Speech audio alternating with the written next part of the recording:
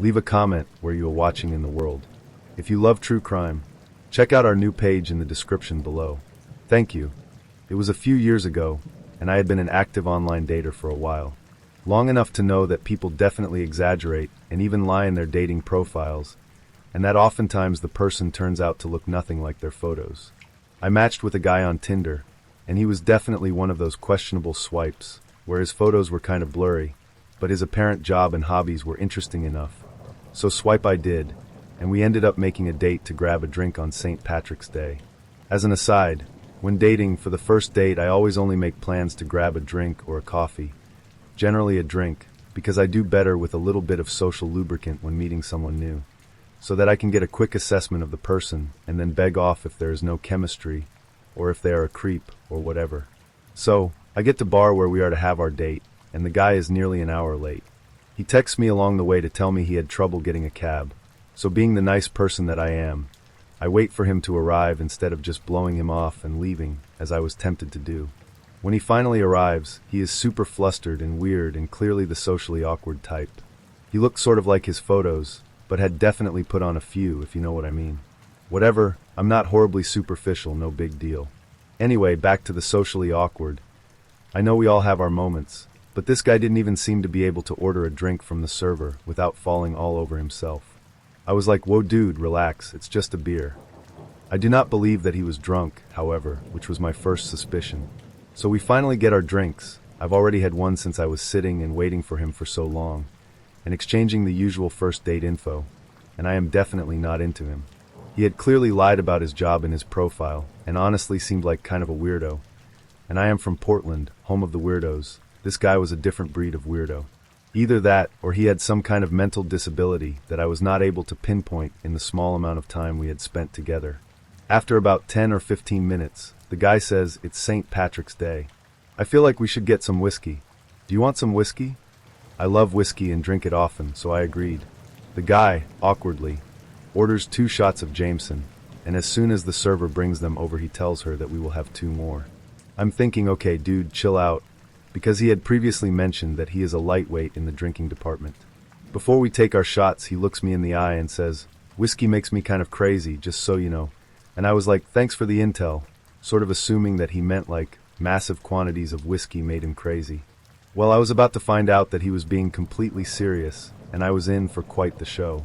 We clink our shot glasses together, and before I can get the shot glass to my lips, he asks if I am going to drink the whole thing.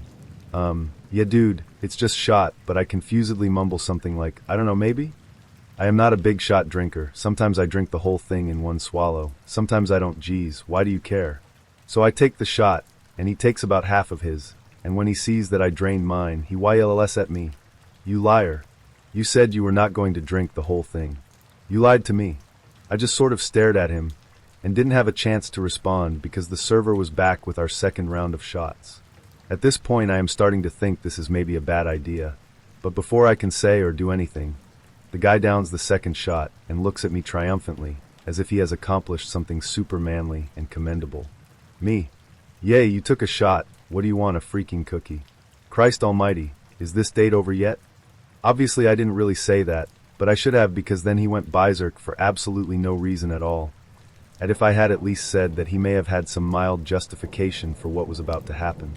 The guy got super angry and started yelling and flailing his arms around, telling me that he would kill anyone that came near me. He would fucking shoot anyone that ever tried to come near me or my son. At this point, I was like, holy shit. This guy is psycho. And I start to wonder if he is possibly carrying a gun on his person.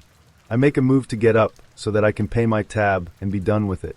The guy obviously sees me get up, and he just assumes I am going to the bar to get more drinks, and says he needs to go to the restroom. I walk up to the bar and pay my tab, and look to the back of the bar. It was not a large bar, just a standard, open, rectangular room with bathrooms in the back, clearly labeled next to the pinball machines. And I see the guy wandering around in small, drunken circles looking for the bathroom. So, I decide to take pity on this poor fool and walk to the back of the bar and show him where the restroom is. He had used it previously without incident, so I couldn't figure out why finding it again was such an issue. As soon as he gets inside the men's room, I can hear him becoming violently ill, puking his guts out. The people sitting at the bar can hear it and are looking at me like, What the hell is going on? I literally told them, I don't know him. I think he might be crazy. Like really crazy. They continued to look concerned, but went back to their own conversations. At this point, I should have just left, but I waited until the guy came out of the bathroom so that I could say goodbye. He comes out like nothing happened. He acts like a totally different person.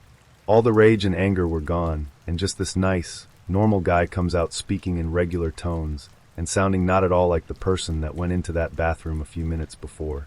I am saying my goodbyes to him, just saying whatever I have to say to get out of this situation immediately, and the dude pops a piece of gum in his mouth, and then grabs me and tries to kiss me. At this point I was really quite glad that I had been doing all those yoga classes, because I practically did a back bend to get my face as far away from his face as possible with him holding on to me. I am not going to kiss you, you gross vomiting crazy person. At this point I actually ran. I full on ran out the door and started sprinting up the street.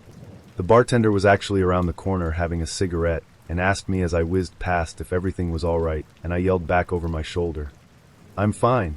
Just running away from that guy. I got into my car and waited to make sure he wasn't following me, and for the adrenaline to subside a bit, and drove home thinking that was the end of that. Inexplicably, that was not the end. The guy ended up texting and calling me incessantly for weeks, asking what he did wrong and begging to see me again. Those calls and messages went unanswered until I finally blocked him in all ways possible, and that was that. I hope I never see him again. I cannot imagine how he did not have any inkling of what went wrong on that date. Wow, writing this has brought back so many memories of other terrible dates. I could write a book, but this was the first one that came to mind.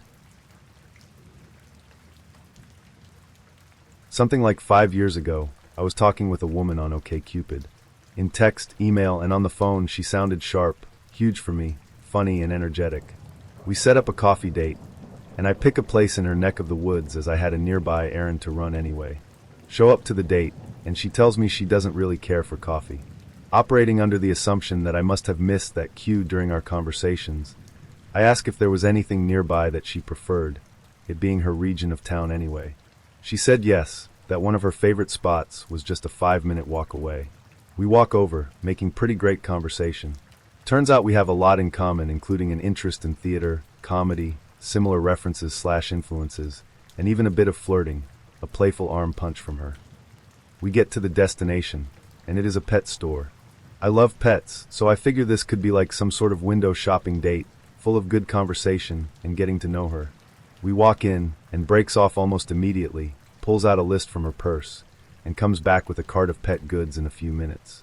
I'm pretty clueless, and try to ask if she wanted to look around or something before checking out. She says that no, she got what she needed. She pays, and I help her carry the 50 pound of dog food back to her car. We get back to her car, put the stuff away, and as I close the trunk, I see that she's inside and has started the car. I walk over to her side of the car, and she says that she really has to go. I back up so she can pull out, and she drives off. With a little feeble wave, I am confused and go back to run my errands.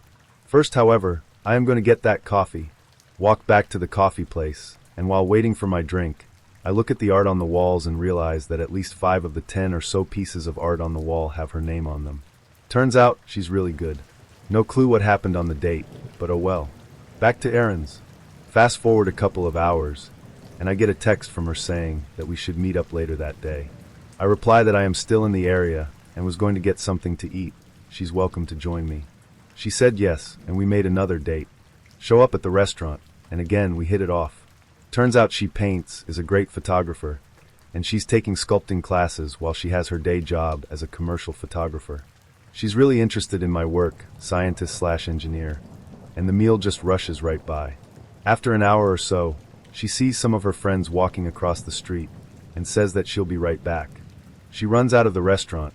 Her friends are all super excited to see her, and they just immediately start talking excitedly and walk off.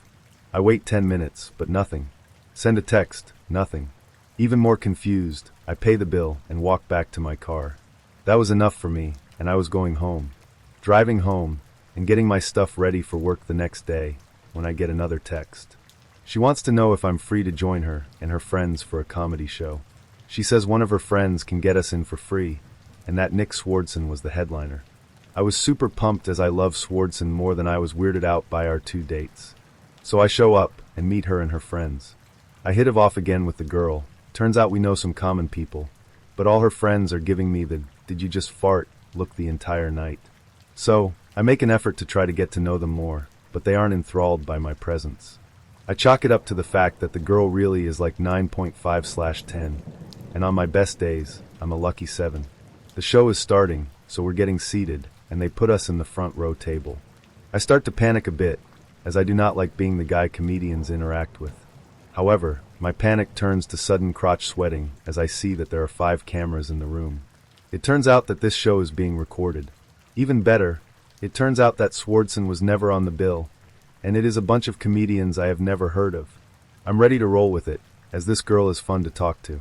Then her friend, the one who works at the club, comes up to us and tells us that we need to be sure to laugh a lot as our table will be visible by the cameras. The lights dim, the show starts, and the comedy doesn't. There were people talking, and the audience was there, but it was just failed joke after failed joke. I'll remember this till the day I die. At one point, one of the comedians states that everyone has a Jewish aunt. That's the joke. You know what I'm saying? No I don't, but because of the cameras, I sure have to act like I do. Line after line, comedian after comedian, 3 hours later, my face is just aching from fake smiles. My hands are raw from fake clapping. My mood is in the floor as I realize that my date is living this. My exhaustion suddenly turns to excitement when the show closes, but then slowly turns to panic as she leans in and asks if I liked the show. I said that some of the comedians had a few good jokes, trying to be positive. She punched me in the arm again and told me that I was dead wrong. Dead wrong. That show was hilarious. Seeing her laugh at so many terrible jokes just ruined any attraction I had or her. I say that it is getting late and I have work tomorrow, so I need to go. She asks if I'll walk her to her car since she parked away from her friends. I say yes, and we walk towards the exit. I walk her to her car, she hugs me, then gives me a slow, deep kiss, and says that she really wishes I understood her better. I was tired. I was exhausted. I wanted to know what the hell was going on. Out of all the thoughts running through my head at that moment, I don't think I said anything except, "Hey, how'd the dog food get from the trunk to the rear seat?" She said, and I'll never forget this, "It just does." And she drove off. So, it just does. And it just did. 2 weeks later, I get a phone call from her saying that she saw my profile on OkCupid and thought we should go get some coffee sometime. Oh good. I know this is late, but this is too good. So I have a friend, and we've been friends for about 3 to 4 years. I guess this year he went through some stuff and finally asked me out. I said yes, despite previously telling him I was not interested. So let's get to the story. Date starts. I pick him up and drive to a restaurant that I love. It's this hole-in-the-wall taco joint. When we get out of the car and get in line to order, I go up to order, and I got 3 tacos. Now I'm hungry, so I'm not against eating in front of people, and I paid for myself. He made some comment under his breath, and I, jokingly, said, "Oh, you're calling me fat?" And he says, "No, not fat necessarily, but I mean you could lose a little weight." I was taken aback, but go find a table nonetheless. He sits down and decides the best place to start this conversation is with, you guessed it, religion. He starts asking me all sorts of questions of what I believe in and what I think about what he believes. I say that perhaps this isn't the best place to discuss this subject, and maybe we should talk about something else. He disagrees and keeps at it.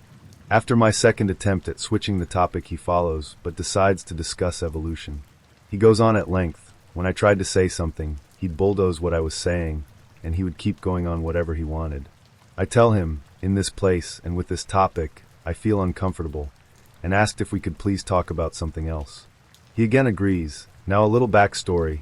I had been talking to him about some issues I was having with my parents/family, so the next topic he brings up, family. He goes on and on about how great his family is and how it's so confusing to him how I could be upset with my family. I said that I didn't dislike my parents, they just don't support me very much. And he says that I am acting like an ungrateful child. I didn't know how to respond, so I didn't say anything. At this point I have finished my meal, and I'm waiting on him. But he's still going on, and this was no gag date or anything. He was having a great time.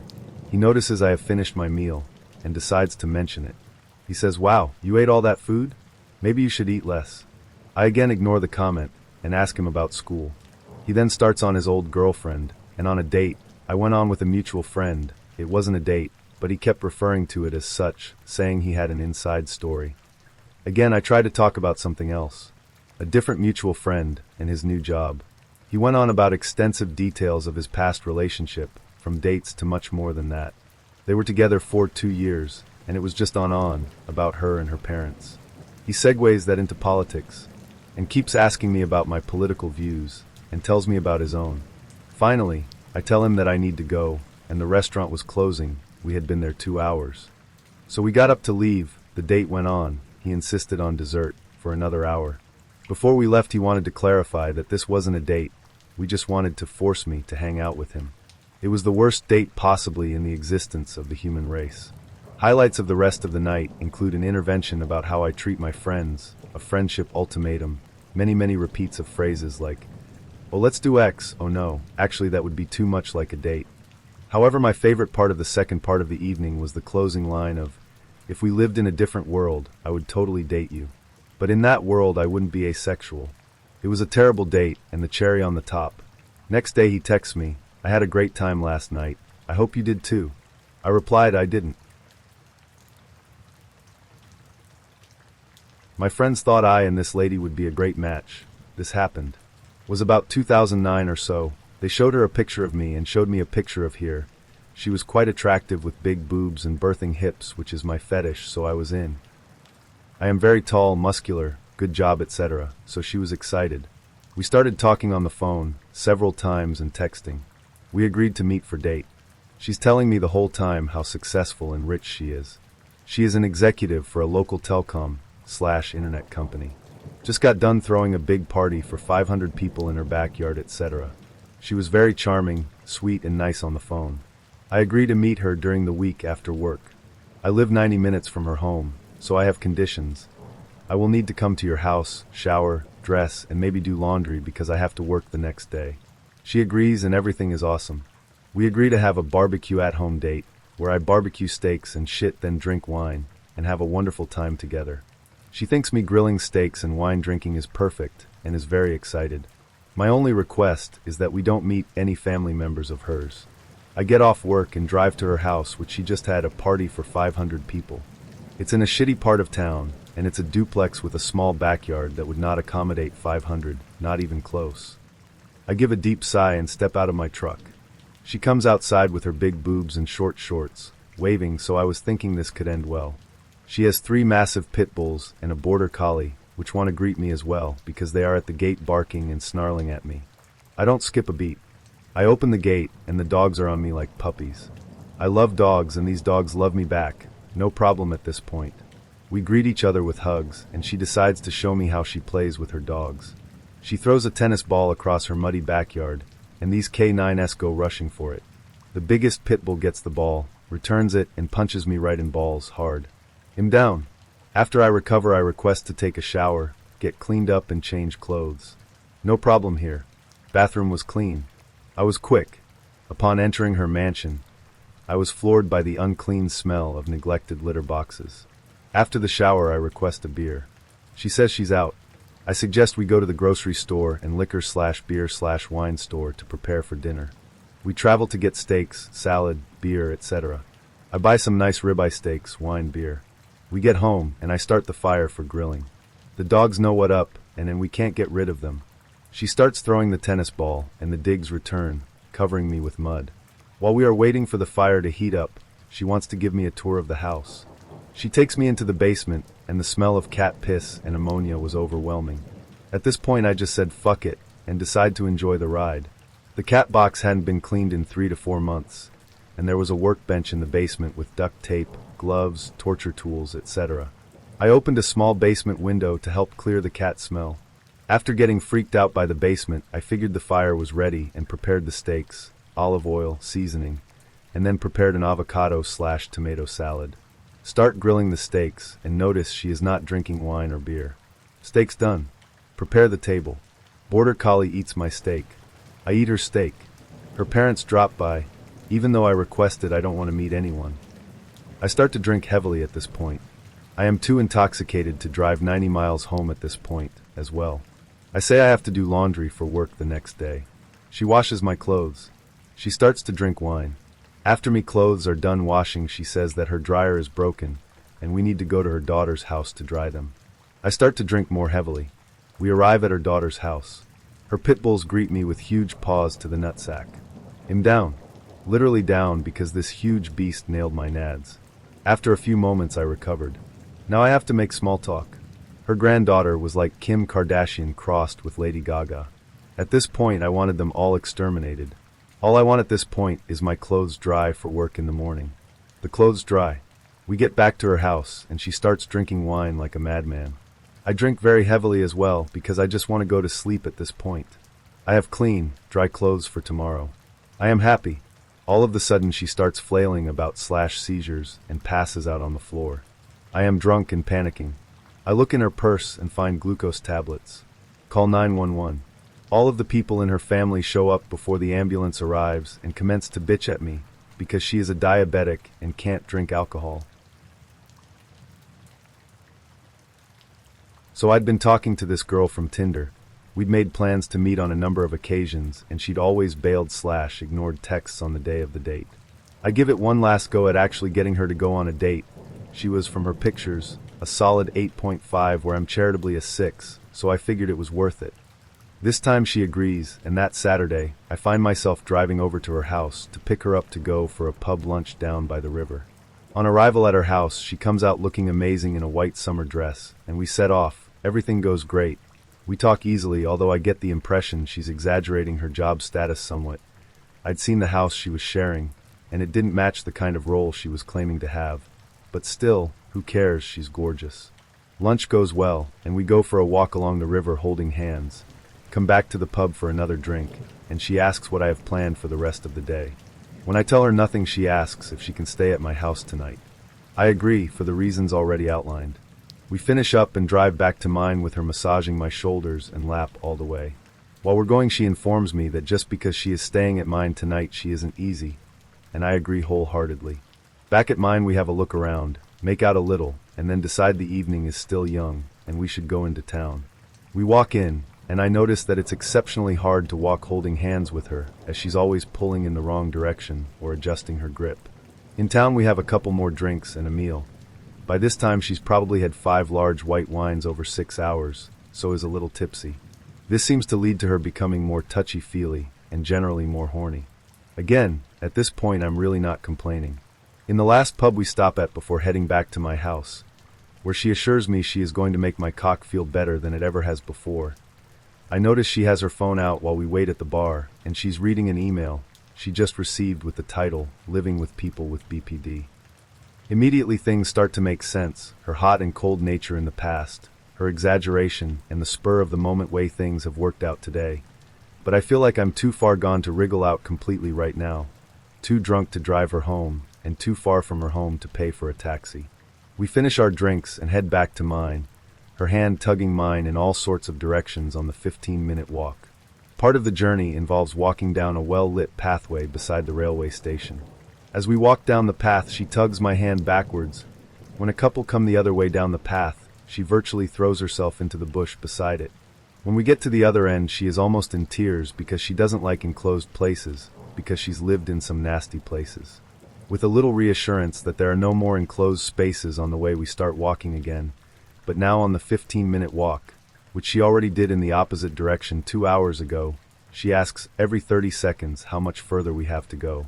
At first it's endearing, but it rapidly becomes irritating, as every time she asks she stops dead and won't move until I've explained fully exactly how long it's going to take. That part of the ordeal ends when we get back to my house. In the kitchen, she drops her dress in a puddle on the floor and starts making out with me in just her panties before I can even lock the door. I lead her upstairs, and we make out for a while on my bed while she undresses me. At one point she rolls on top of me and tells me, "I want this to go easy peasy, catchy monkey." I agree, despite not having the faintest clue what that means. Then with her next breath, she tells me she's not just going to have wax with me, and if I don't like that I can leave. I don't like to point out we're in my house. I assure her if she doesn't want to have sex, we won't. And at this point I know I will not have sex with we tonight, as doing so, with someone with clear mental issues after they've told you they don't want to, can only lead to horrendous sorts of trouble. We make out some more, with me having to assure her every couple of seconds that it's fine that we aren't going to have sex. I have to be up early in the morning to run her home and to go to work, so we decide to go to sleep. I go into the toilet, and while I'm gone she calls me back into the bedroom, a note of panic in her voice. She points at the broken end of a stick deodorant on my side table and accusingly asks me what it is, clearly thinking it's drugs of some sort. It takes a couple of minutes to assure me that isn't the case, and we settle down for a decent night's sleep. Only kidding, no we don't. Then comes the terrible stuff. She dozes off for 15 minutes, and on waking up again starts making out with me. Then pulls my thing out of my shorts and starts sucking on it before really amateurishly trying to tit-fuck me while giving me her best dirty talk, consisting of, "I want to make you come with my pussy big boy." And then she starts to straddle me, wiggling her panties down. As I said, I'd already decided I wouldn't be having sex with her, so I proceed to talk her out of it, which takes 10 minutes, all the while assuring her I'm not mad about us not doing it. We go back to sleep again, but now whenever I move, even slightly, she pats my head and says, "Sh," and I swear one time, mommy's here, meaning I lay completely stationary until she drops off. Then she flails around in her sleep like a rag doll. When not smacking me in the face with an arm, she's flinging a leg and arm up the wall while gasping and moaning. Eventually I manage to fall asleep only to wake to find her face inches from mine, her eyes drowsy looking but awake. She proceeds to engage me in a conversation about the seriousness of our relationship, where he insists that I need to commit to her, and that even though I keep saying everything is fine, I'm not doing anything to make sure it is. She also tells me she adores me, and demands to know what I should tell her family about us. I figure the best thing to do is agree with all this, and eventually she lets up, but not before insisting that I need to see a doctor for my moods. And that's basically the way the night goes. I don't sleep for more than 10 minutes at a time, between being hot with flailing limbs, woken by her sitting bolt upright claiming, "I'm dying," because she needs a glass of water, pouring half of that glass of water down my back. Waking me up, calling me Danny, not my name, and telling me how sorry she is. I don't really feel able to get a proper night's rest. Hold on to your hats, people, because this is a doozy. One could say I walked into this, even that it wasn't really a date, because I texted him halfway through work and said, "I'm having a horrible day. Meet me for cocktails downtown after work." We met at my birthday party just a few days before, and I thought we had really hit it off, but I'd already had a specified date that night, and had just met him at the party, and didn't want to hurt anyone's feelings. They were both nice guys. Anyways, I digress. He agreed to meet me downtown for cocktails at 5:30 p.m., but about an hour later asked if I could meet him across town where he worked. Heh, I should have just said no, but I really thought we had hit it off, and it was just one really out of the way bus ride. Normally I drove, but today I hadn't. I had just moved to a suburb, and the bus was pretty convenient, so I was taking it whenever possible. Since I had intended on getting drinks downtown near the bus stop, I didn't drive. Now I was taking the bus across town after my shitty day, but hey, I like the guy, right? Well, I get there. It's now 6:30 p.m., and he's nowhere near done with work. He's a barber, and he's in the middle off giving a friend a fucking 4-hour-long Jerry curl. That's right, a stinky man perm. I'm hungry, and was expecting cocktails. I'm now wondering why he didn't just tell me it was bad timing, and telling me he couldn't do it. But I figured whatever, he really likes me. He probably had the lapse of judgment for the same reason I did in taking the bus all the way out here.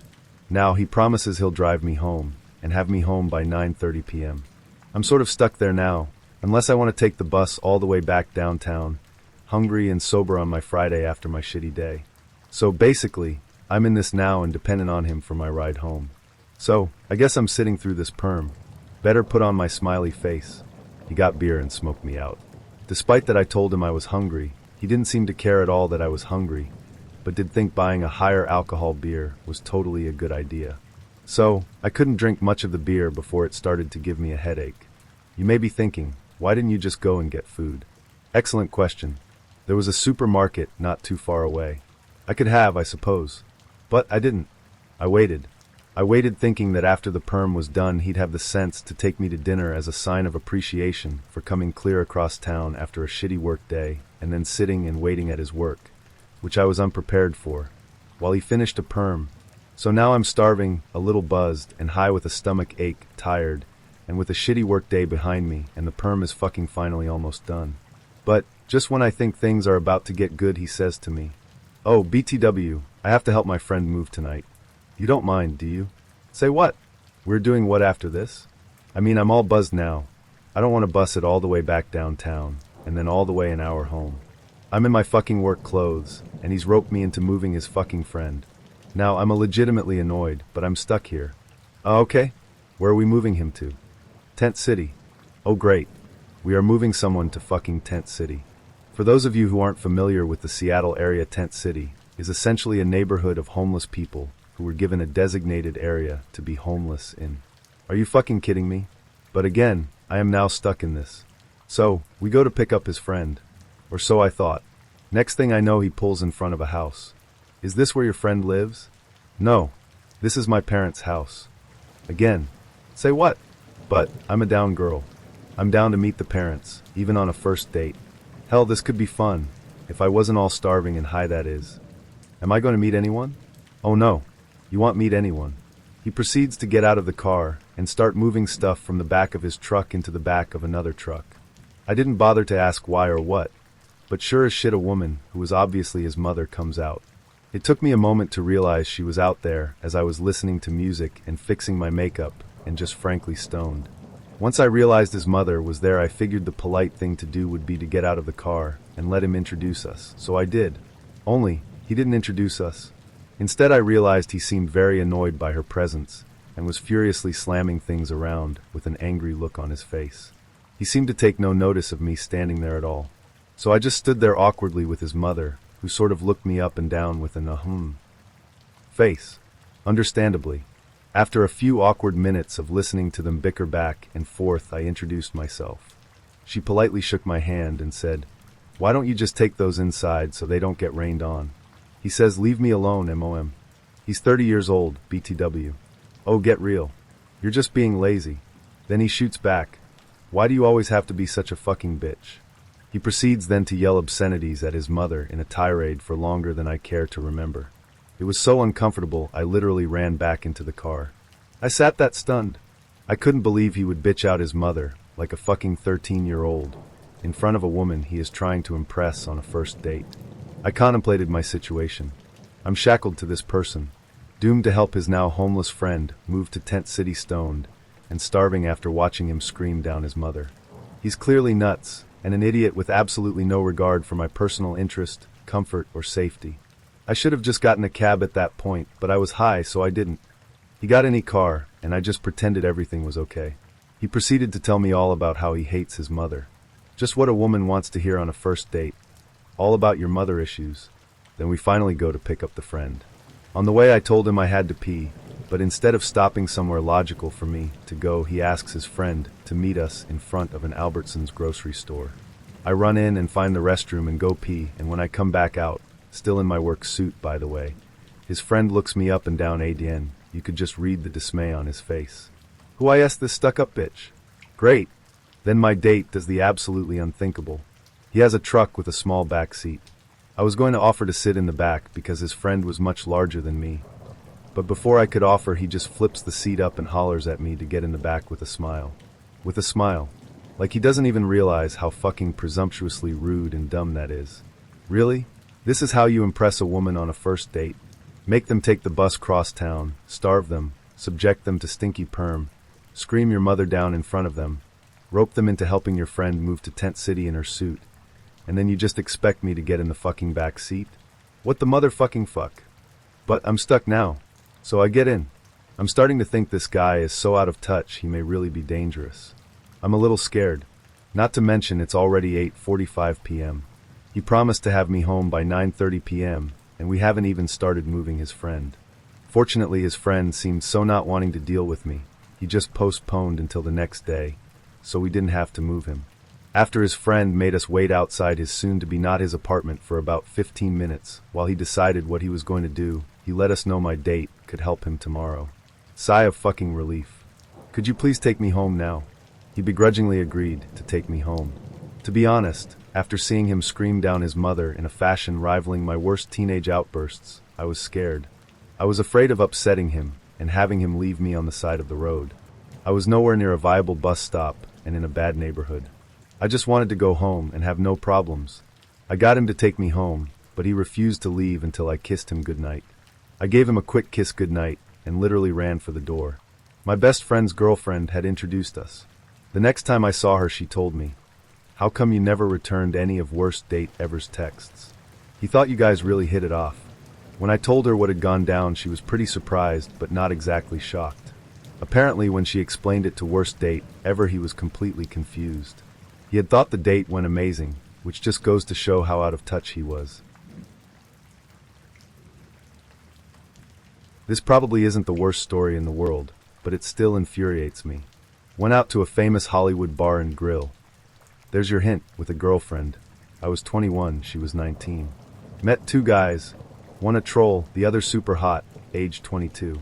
The latter was gorgeous, funny, gregarious, happened to be Hollywood royalty, or rather, the progeny thereof. Blah blah blah, and of course preferred my friend. Spent the next hour or so chatting her up, running his lines, her giggling and tittering all over the place, while I sullenly made small talk with the friend. You know that story. Somewhere during the evening, though, he decided to set his sights on me, and young as I was pretty suspicious, realizing he probably saw me as the easier mark.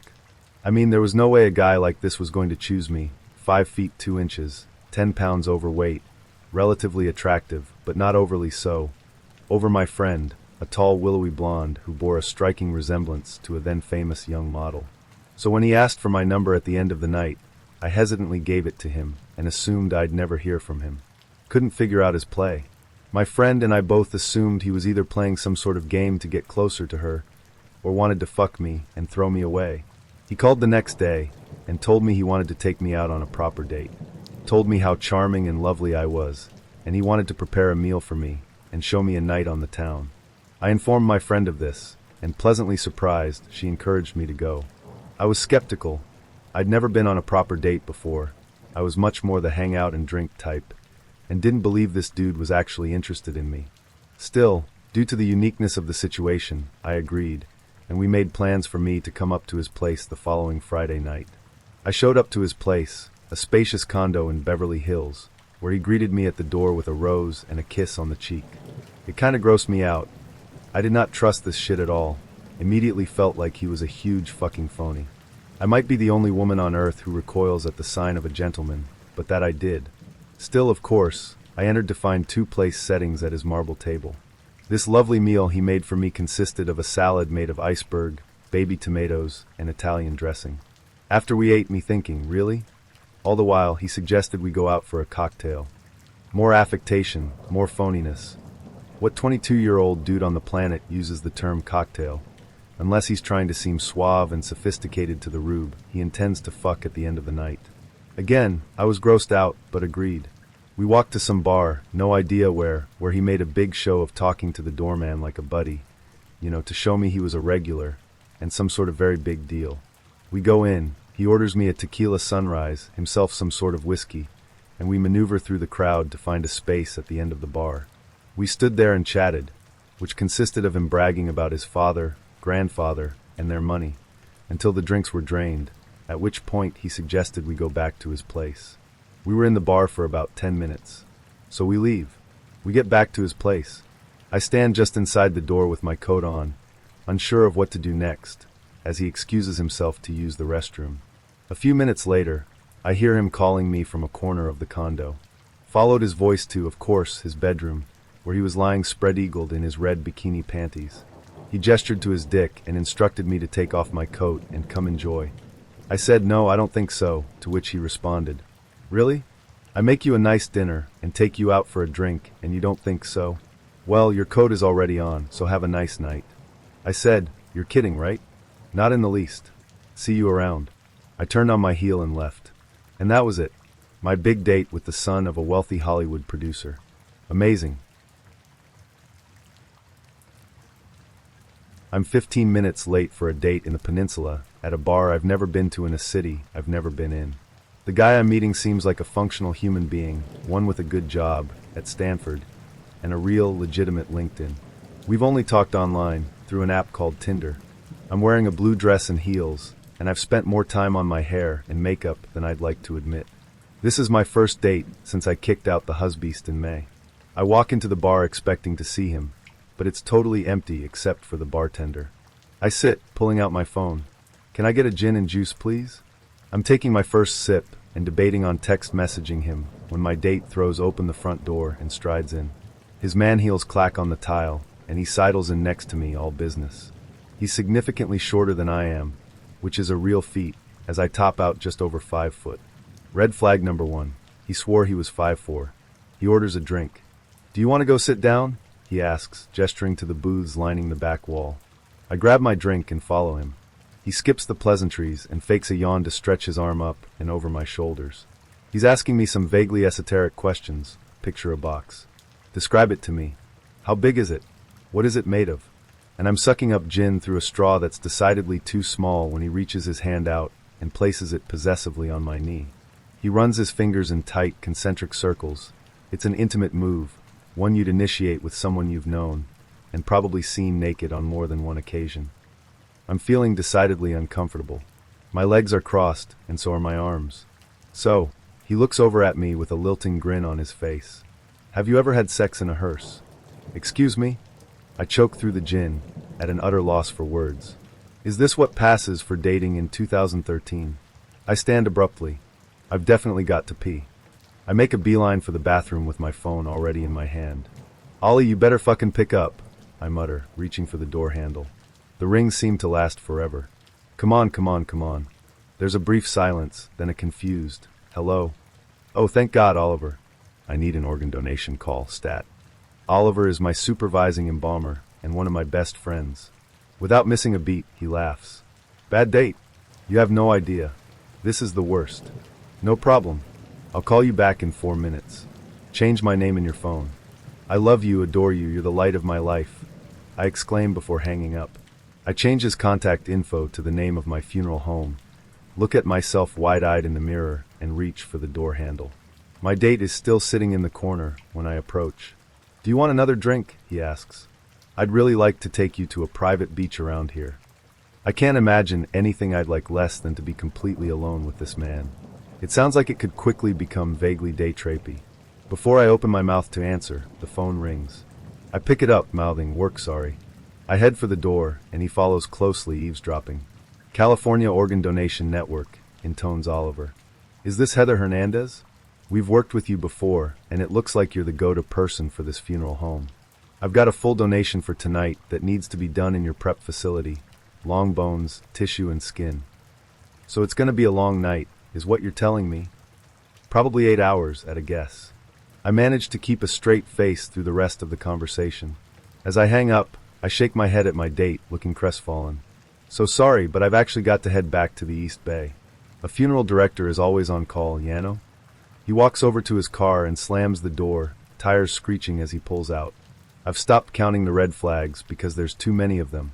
As I head back into the bar for another drink, I wonder why I put so much effort into blowing him off. Next sucky date, I'll be quick to just tell the dude to quit being a creep. So I had this crush on a girl, which I've had for quite some time. But we rarely spoke to each other. We'll call her H. H and I share only one class together, and to my luck, I get a seat close to her. Eventually, her and I start talking more and more. Over Facebook, we started talking a lot. We probably exchanged over 500 messages there, and topics ranged from school to personal lives. We exchanged a bunch of secrets and got to know each other pretty well. Anyways, we are talking about her parents one day and how they are somewhat overprotective. She makes comments on how they wouldn't let her do this and that. She then tells me that they established a dating age for her at 16, which she is. So the next day we start talking again like usual. Things lead to the next, and we decide to have lunch together. Over lunch, I teach her things that I know on the piano. It went well, and we decided to have lunch 3 more times. Things continue to escalate, and I'll point out that it wasn't always me that started the conversations. It was maybe 1/3 her, 2/3 me. Anyways, this happens over a month. So we talk again one day about finals and how we're going to study. When she says that we should study together, this was a huge green light for me, and we study the next day. We meet up after school and study. We really didn't study at all.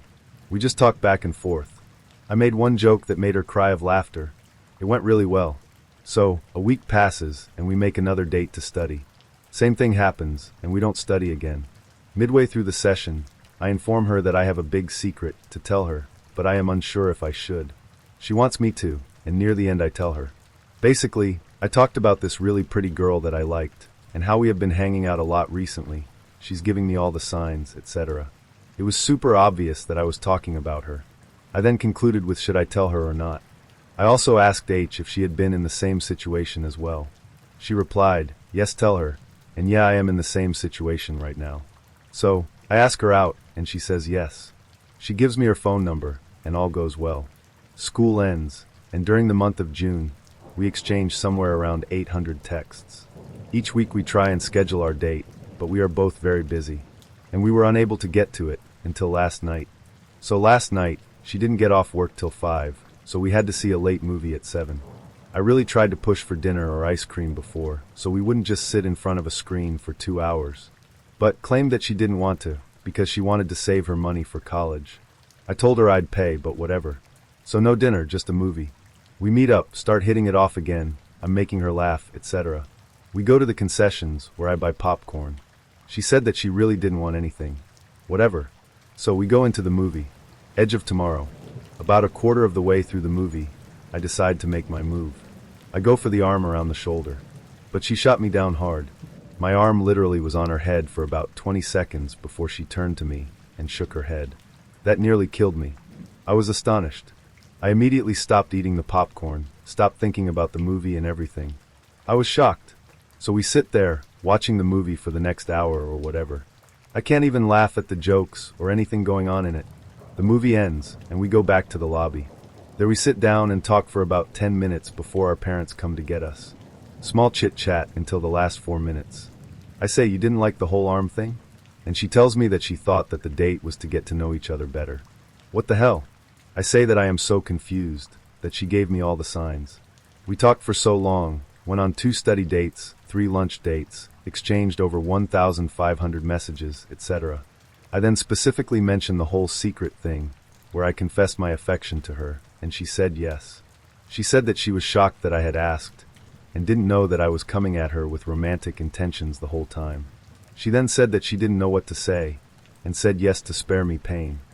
I am pretty pissed at this point. Pissed off, confused, shocked, shaking. I go into great detail about how it's better to be upfront about it, saying that telling me all of this now is the worst situation to be in. Anyways, our parents arrive. I tell her that we can still be friends, and she agrees, and we go our separate ways. What the hell, guys and gals? Did I misinterpret signs? She lead me on so dang hard. I think I feel terrible because of the anticipation as well. Waiting a month for the date and thinking that it would go so well. I really thought I was going to date this girl for a long time. I had things planned out after the first date. I knew what I was going to get her for her birthday, etc. I'm stunned, shocked, astonished. I feel terrible, and am still trying to comprehend all of this. Was I right? Was she right? I dunno. It's over now. A lot of these are first dates. Mine is not, but I'll contribute anyway. Background. I'd been going on casual dates with this girl from work for about a month. Maybe once a week we'd get a beer and just chat. We were a great match. She was smart and loved talking about literature and philosophy. I was raised to be a gentleman, which she really admired. Really, she seemed like an adult, and at 22, that was a big thing for me. But she wasn't looking for a relationship, despite telling me that if she was ready for one, I would be an instant candidate. No problem, I enjoy her company, we keep it casual and take things slow. There's clearly a build-up going on, and we kiss, etc. The story, fast forward about a month, and she invites me to a party that one of her friends is throwing. Now by this time I'd learned that she was a completely different person in real life that she was with her friends. Her friends were the kind of people who really thought Project X could happen, and did their best to get themselves killed by 30. They were morons and children. But they were her friends. So I said sure, thinking best case scenario I meet anyone that she knows that I can get along with. Worst case scenario, I can make sure she's safe and be a DD. I'm not going to tell you the story of the whole night, because frankly it's a horror show. What I will tell you is what she did during that night. Number 1. Some point someone found out that I'd never shotgunned a beer. So everyone at the party decided now was a grand time to do so. So we all shotgun a beer, my first of the night, and she immediately starts vomiting everywhere. No problem, I think. That's one of the most disgusting things I've done. I can't blame her. So she's recovering, and I bring her some water and paper towels to clean herself up, and some for myself to clean the mess she's made up, as she is by this point way beyond the point where she can take care of it. She freaks out, tells me to go away, and storms off. Half of me thinks there's something going on. The other half thinks she's just embarrassed and really drunk, so whatever. Number 2. It's getting late and people are starting to leave, and at this point I haven't seen her for about 45 minutes. We're in a one-story house, the backyard, and the garage. There's not a whole lot of places she could be hiding. Considering the amount she's had by now, I'm kind of concerned she's either wandered into the night or otherwise missing and in need of help, so I go looking for her. I find her in the back room straddling a guy and making out with him like she needs him to breathe. As if that wasn't a kick in the balls enough, this guy wasn't really part of the party. He'd been sitting in the corner the entire 5 hours that we'd been there, playing Dr. Mario and Galaga and saying nothing to anyone. I figured he was the roommate or older brother of the host, didn't know anyone, but still wanted to do shit in his own house, so I wasn't too bothered by him throughout the night.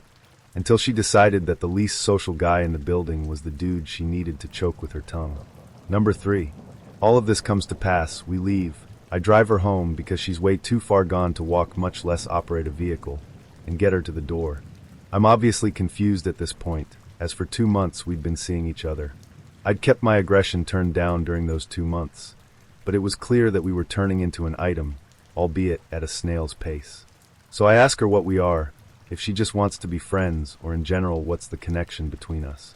She says, and I quote, "Rambler Ant, I'm out of your league." It was my first date. I remember it like one might remember being raped by a rhinoceros. I worked at a Chinese restaurant and didn't make much money. I had saved 2 paychecks because I wanted to ask out this girl in my class. 3 days before the weekend, I ask her out to dinner and a movie. I'm 16. So is she. She's skinny, smiles embarrassed smiles, really meek, quiet, but she was beautiful. My brother and sister-in-law are my guardians at this point in my life. I swear to God my sister-in-law was trying to cock-block me. They wanted me to look so nice for my first date. I told them it was a girl into heavy metal, not some pale farmer's daughter who only listens to Christian music. They wouldn't hear no about it. My sister-in-law made me wear a sweater vest on the date. Up till this point, my only experience with sweater vest was to tease people who wore them. She even tried to get me to wear a necktie, and at this point, I was noped the fuck out. I said I was under no circumstances going in public dressed like that. We compromised to me just wearing the sweater vest. I don't have a license yet, so my brother is the one choffering us to the movies.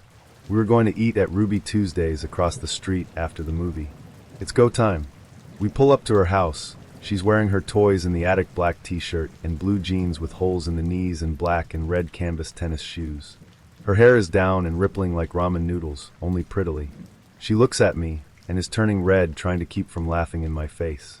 My response was to mutter, "Yeah, I know," morosely. I'm pretty sure my expression rather closely resembled the ashamed look of a golden retriever who's just shit on the living room rug and has gone off to die of embarrassment. We go to the movie. Who do we run into? My date's best friend. She informs me that she has a date with 2 friends and that she can't join us. I was relieved at this, not realizing that she was there on purpose and that this was referred to as a safety date to make sure I wasn't some creepy jock type that was going to roofie her and have my way with her. We enjoyed the movie a lot. Afterwards, we crossed the parking lot and headed for the restaurant. I had calculated how much money I was going to need to pay for our meals and dessert and should have had $15 left over. I did some research. We get over to Ruby Tuesday. We get a table in the corner by the front window, and we're talking and joking and making fun of my sweater vest, when who shows up out of nowhere? Safety bitch. She joins us without asking, declares she's hungry too. Tells me, "You got a job, right?" I say I do, so she orders herself some food. We talk amongst us, and I want is for the girl to go away. I want to crash and burn on my own, not in front of witnesses. I struggle through them whispering and looking at me while laughing, and when the waiter brings our food, I'm relieved. We eat. I think everything is going well despite the intrusion of safety bitch. I look at the clock on the wall and realize my brother will be there at any time to pick us up. I make a comment of that. Safety bitch gets up, hugs my date, and says she'll see us at school on Monday. She leaves. We talk for 10 minutes in the restaurant when I see my brother arrive. I call for the check. The waiter brings it, and it's $45. My face goes white. I'm pulling out my wad of cash and counting it out, but I only have $36. I was so embarrassed. My date pulls 20 out of her purse and adds it to my own. We pay and tip and are walking out, not even holding hands. She's laughing at me. I don't know what went wrong. I went through our meals again in my head, plus tax, plus drinks. I couldn't figure out what went wrong. How could this happen? We're riding back to her house, my brother driving. He's doing his best to embarrass me in front of her. She's laughing her ass off at my red-faced look of horror, as nothing is off limits to my brother back then. We drop her off, and she shakes my hand. Just shook it like we worked in an office somewhere. I go home with my brother. I don't say a word. He's teasing me still. I get home. My sister-in-law is asking how the date went, but there's like a sly smile on her face. I lie and say fine. I go to my room, change out of the horrid sweater vest, then go to bed. It's 3 a.m, and I can't figure out what went wrong. I'm struggling. I went over the cost of the meals again and again. It didn't make sense. Then I realized why you already realize. Safety bitch left and stuck me with the bill for her meal. It's 3 a.m. I call my date. She's still awake. I tell her that I finally figured out why I didn't have enough for dinner. She's laughing and tells me she already knew why. Her friend had asked to borrow money for dinner, and that was why Safety bitch left without paying. But instead of telling me, my date thought it would be fun to watch me squirm. She said she never told me because she wanted to see how long it'd take me to figure out what went wrong. I didn't find it as funny as her. I found out 10 years later that my sister-in-law had been molested as a teen by her date, and she made me wear the sweater vest to guarantee I didn't get lucky. She did indeed sabotage me. My brother, who would have teased me anyway, did it more than usual because his wife, my sister-in-law, made him. She did not want me ruining some young girl's life by having sex as a teenager. Joke's on her. Me and my date ended up fighting over this a few days later, and to get back at her, I fucked her best friend, Safety bitch, in the drafting room during shop class. I hate when people interfere in shit that doesn't concern them. My first date at the age of 16. I already went out with a girl before, but since I met her over mutual friends, this was the first time I had to get to know someone by going on a date. She seemed like a nice girl. We both were in our metal/rock music phase, and so had lots to talk and laugh about. One late evening in December, I got a message from her saying that she'd like to meet and drink a beer together. She actually called it a date. It was about -5 to 10 degrees Celsius, already dark. I had no one to drive me there, around 7 kilometers, and public transportation wasn't available at this hour. Like most 16-year-olds, I was naive and typical teenage boy desperate. That said, got some layers of clothing and went out secretly. At the time I arrived at the bar, my nose was near numb, and she was nowhere to be seen. I thought it would be rude to order a drink without her, so I told the waiter and sat down. After the first hour, he made me get out so he could have the seats for paying customers. Another hour later, she arrived by car with a wide and intense grin on her face. She suggested to go to another bar cause the one we were standing in front was too crowded. Since I just wanted to feel my body again, I agreed. After heating up, my mood began to get better, and we ordered our drinks. The conversation was lively, and back then I thought this would work out, and I could enjoy the rest of the night. Oh, I was wrong. Half through the first drink, she told me to go to her place because we could talk better there and her parents aren't home. Even teenage me knew what this means. So another walk, another 5-ish kilometer. After the first, she told me she was cold, so I gave her my coat. Then her neck was cold, so I gave her my scarf, SRSLY. This girl wasn't dressed for the weather. Again, half frozen, we reached her place and went in. As she said, no one else was home, and after some talk about generic stuff, we started to make out. At this point, 16-year-old me would have still called this date an astounding success, but like you may have already guessed, the front door opened in the exact second we were moving over to the giant couch in the living room. She panicked, took me to her room as fast as she could, pushed me in her cramped closet, and told me to hide in there. I swear I don't make this shit up. I only heard pretty loud and aggressive mumbling in there, but her parents seemed to know her plays already, and found me after a mere minute or so. Needless to say, her father kicked me out, literally, while I still heard her mother arguing with the girl about how she girl brings another guy home every other week and she mother wouldn't pay for pregnancy tests anymore. I can't tell you people anymore what bugged me the most. That I couldn't get laid, that I just seemed to be disposable, or that I had to walk all the way home without my jacket or scarf. Another story. So, I went out for drinks with this girl who I've gone out with a bunch. We have a great time, have some beers, eat some nachos, and have a good time. After we finish up at the pub, she suggests we get a bottle of rum and some Slurpees and continue drinking in a local park. It's a nice night and all. Anyways, we drink the rum and hang out. I realize that she's getting pretty drunk, and I should probably just walk her home. We weren't all that far from her house. As I am walking her home, we cut through a post-secondary campus, and she just has a panic attack, like full-on hyperventilating, an incomprehensible sort of panic attack. I try calming her down. She just keeps screaming at me to fuck off, but I'm not just going to leave her there, so I just sit there next to her. Out of nowhere, she just snaps and screams at me, "Get away from me," and she leaves her purse on the ground and runs away. I pick up her purse and go to track her down because she's really drunk and I just want her to get home. I find her collapsed in a corner. I say, "All right, let's get you back, go your house." She screams at me again. They're following US. Well, at this point I don't know what's going on, but I'm determined that I'm not letting her be by herself at this moment and try to coax her into going home again. We continue walking, but she's got full-on crazy eyes and is muttering about spies being around us and that we are being watched. As we continue this journey, she starts screaming at me. "You don't know what it's like to be gang raped." I know. Now keep in mind we are now walking down a street with people around. I ask her to calm down. She grabs me by my face and says, "You need to follow me if you want to live." I tell her she needs to calm down again and maybe suggest that I might actually have to call for medical assistance.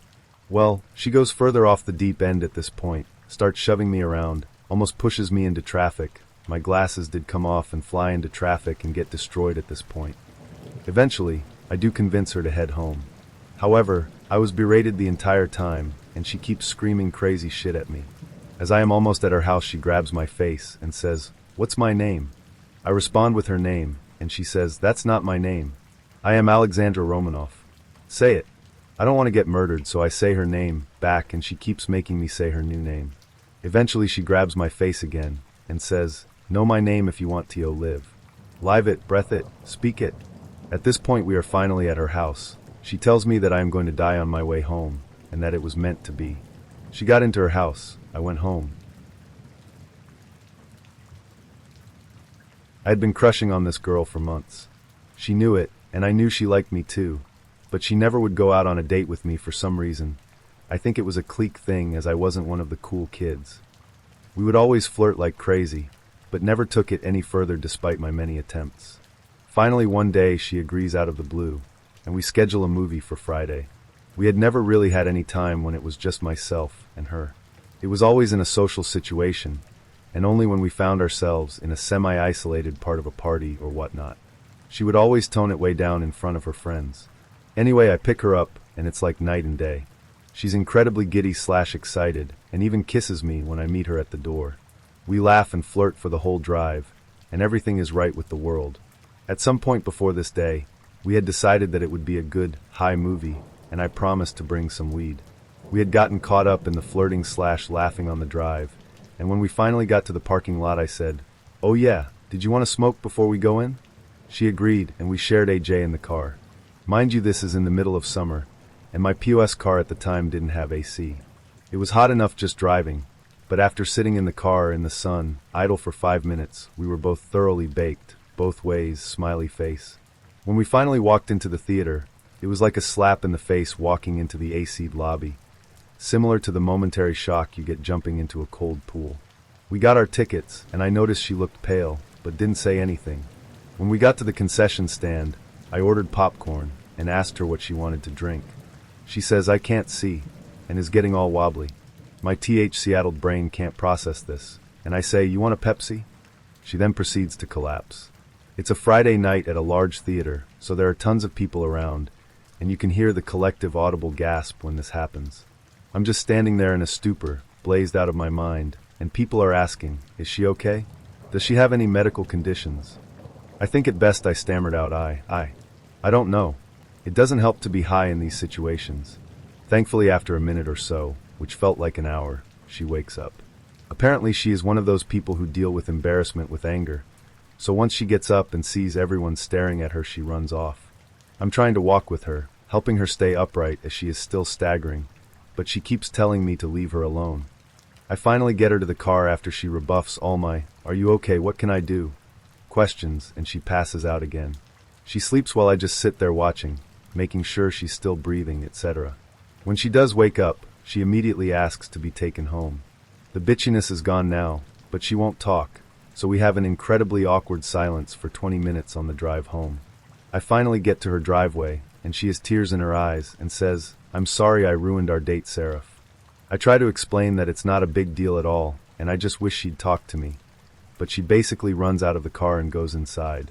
This was pre-cell phone days, and while I think I had her number, it was probably written on a piece of paper somewhere that I couldn't find.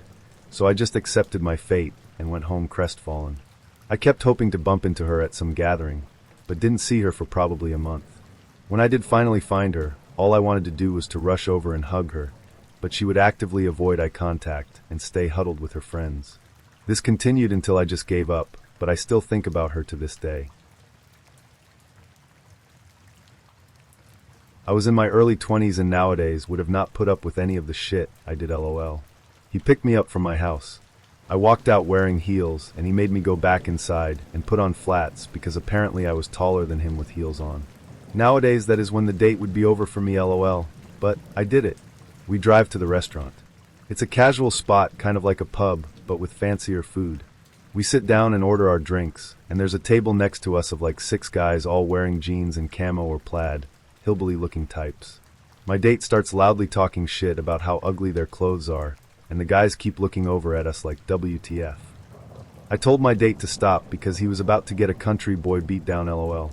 The waitress comes to take our order, and he orders for me, and it's something I don't want, so I say oh no thanks and order something else. After the waitress left, he was literally red in the face, fuming, not saying anything, and just staring at me. I awkwardly drank my beer until he said, "Don't you ever do that to me again," and launched into a rant about how I embarrassed him in front of everyone.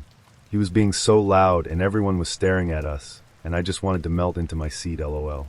The food comes and he asks for the check. I offered to pay my half because I did not want to ever see him again, and I didn't want to give him a reason to feel like I owe him something.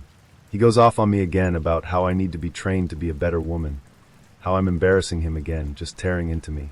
I excused myself to go to the bathroom, which is across the building and around a corner out of view. I was frantically texting everyone I knew trying to get a ride home, and planned on leaving without him seeing. One of the country boys from the table next to us followed me to the bathroom and knocked on the door asking if I was okay. I came out and spoke to him, and he offered to drive me home, so I took it. I get in this guy's old beat-up truck, and he gives me a cigarette and takes me home and makes sure I got into my house before he took off. Lovely guy. 5 minutes later, my phone starts blowing up, and it's my date. I guess he started losing his shit when he realized I was gone, and found out I got a ride home from one of the guys he was insulting earlier. Accuses me of being a whore and sleeping with this guy. I blocked his number. He shows up at my house. Now he's banging on the front door so hard I'm afraid it's going to come off its hinges. I lived with 3 male roommates at the time, but none of them were home, so I called the house group chat and begged for one of them to come home. Thankfully, my one roommate was just down the road, and he came right home. He's like 6 feet 4 inches, 300 pounds, so he scared my terrifying date away. After that, he would randomly show up at our house and bang on the door and try all the windows to see if any of them were unlatched. Looking back, I should have just called the fucking cops. Thankfully, he gave up on me after about a month. Probably found a new woman to terrorize.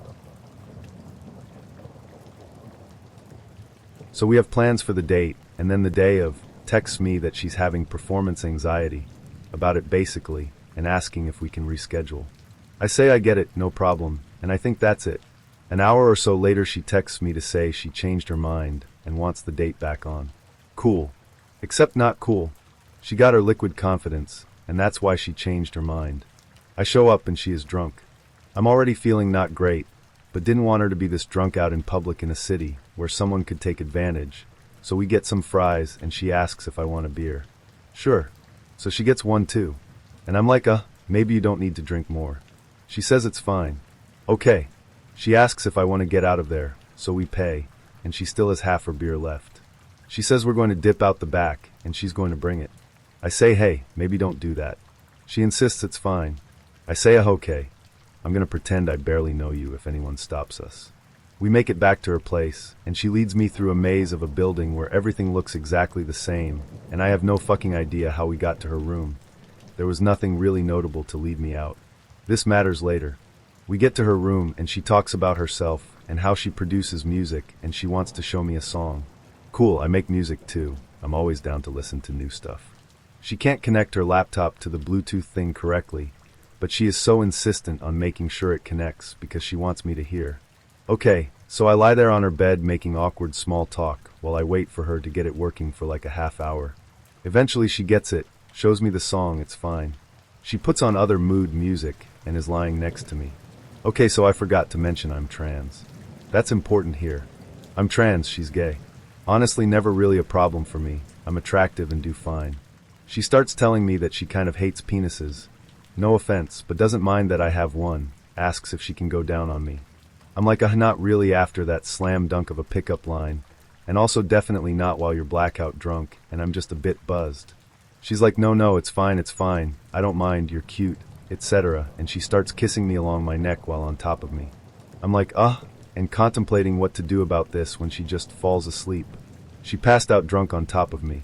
So I'm just lying there messing around on my phone and listening to her music while formulating a plan of what the fuck to do. Eventually I decide to get her off of me, and I try poking her to wake her up and say that I'm gonna leave, but she is dead to the world. I literally can't wake her. So I make sure to leave her on her side so she doesn't throw up and choke herself or anything and make my way out of her room. Right as I'm trying to make my escape, I realize I have no idea where the fuck to go to get out. As I'm panicking, her roommate comes out into the common room and is like, and I'm like, I'm your roommate's date. How do I get out of here? She briefly explains, and I say thanks and tell her to check in on her roommate so she doesn't choke herself in her sleep. I eventually find my way out, no idea how, and I text her that I head home and hope she feels better in the morning. She apologizes profusely the next morning, saying she is so fucking sorry for getting so drunk. I'm pretty understanding, and I'm like, it's okay, I get it. She asks if we can have a do-over, and I don't remember what I said, but it was basically a no without saying it in a mean way. I do feel pretty bad. Maybe we could have been friends or something if she wasn't belligerently drunk on the first date. But yeah, that one's kind of hard to come back from. Let's see. No, it's not the date on which my high school girlfriend decided that me moving away to college instead of marrying her and staying in my tiny hometown was a really bad idea, and that sucker punching me and driving us both to our deaths off a cliff, where we'd previously been sitting enjoying the sunset, was the win. That's two. Shakespearean. And it's not the date where my date didn't go home after dinner, but instead spent the night sleeping in her car in my driveway waiting for me, because we're meant to be together. That's two. Fatal attraction. It's gotta be this one. I had a relationship of convenience with Colleen, an unspeakably cute Irish girl. She worked in HR for a client of mine, and we met when the client decided they needed to internally staff a position to support a project I'd done for them. We hit it off, and rapidly became each other's number one call when carnal desires reared their head. When she called me, I was delighted. That shifted a bit as she asked for a favor. Her sister was staying with her for a bit, and could I take her out for the evening? I was hesitant. I remembered her sister, short, spiky, flaming red hair, a plus, rail-thin, angry, strident, not pluses, wicked smart, super plus. Colleen explained that she'd really changed a lot since I'd seen her a few years ago, and that I wouldn't be disappointed, and that if I were, she'd make it up to me.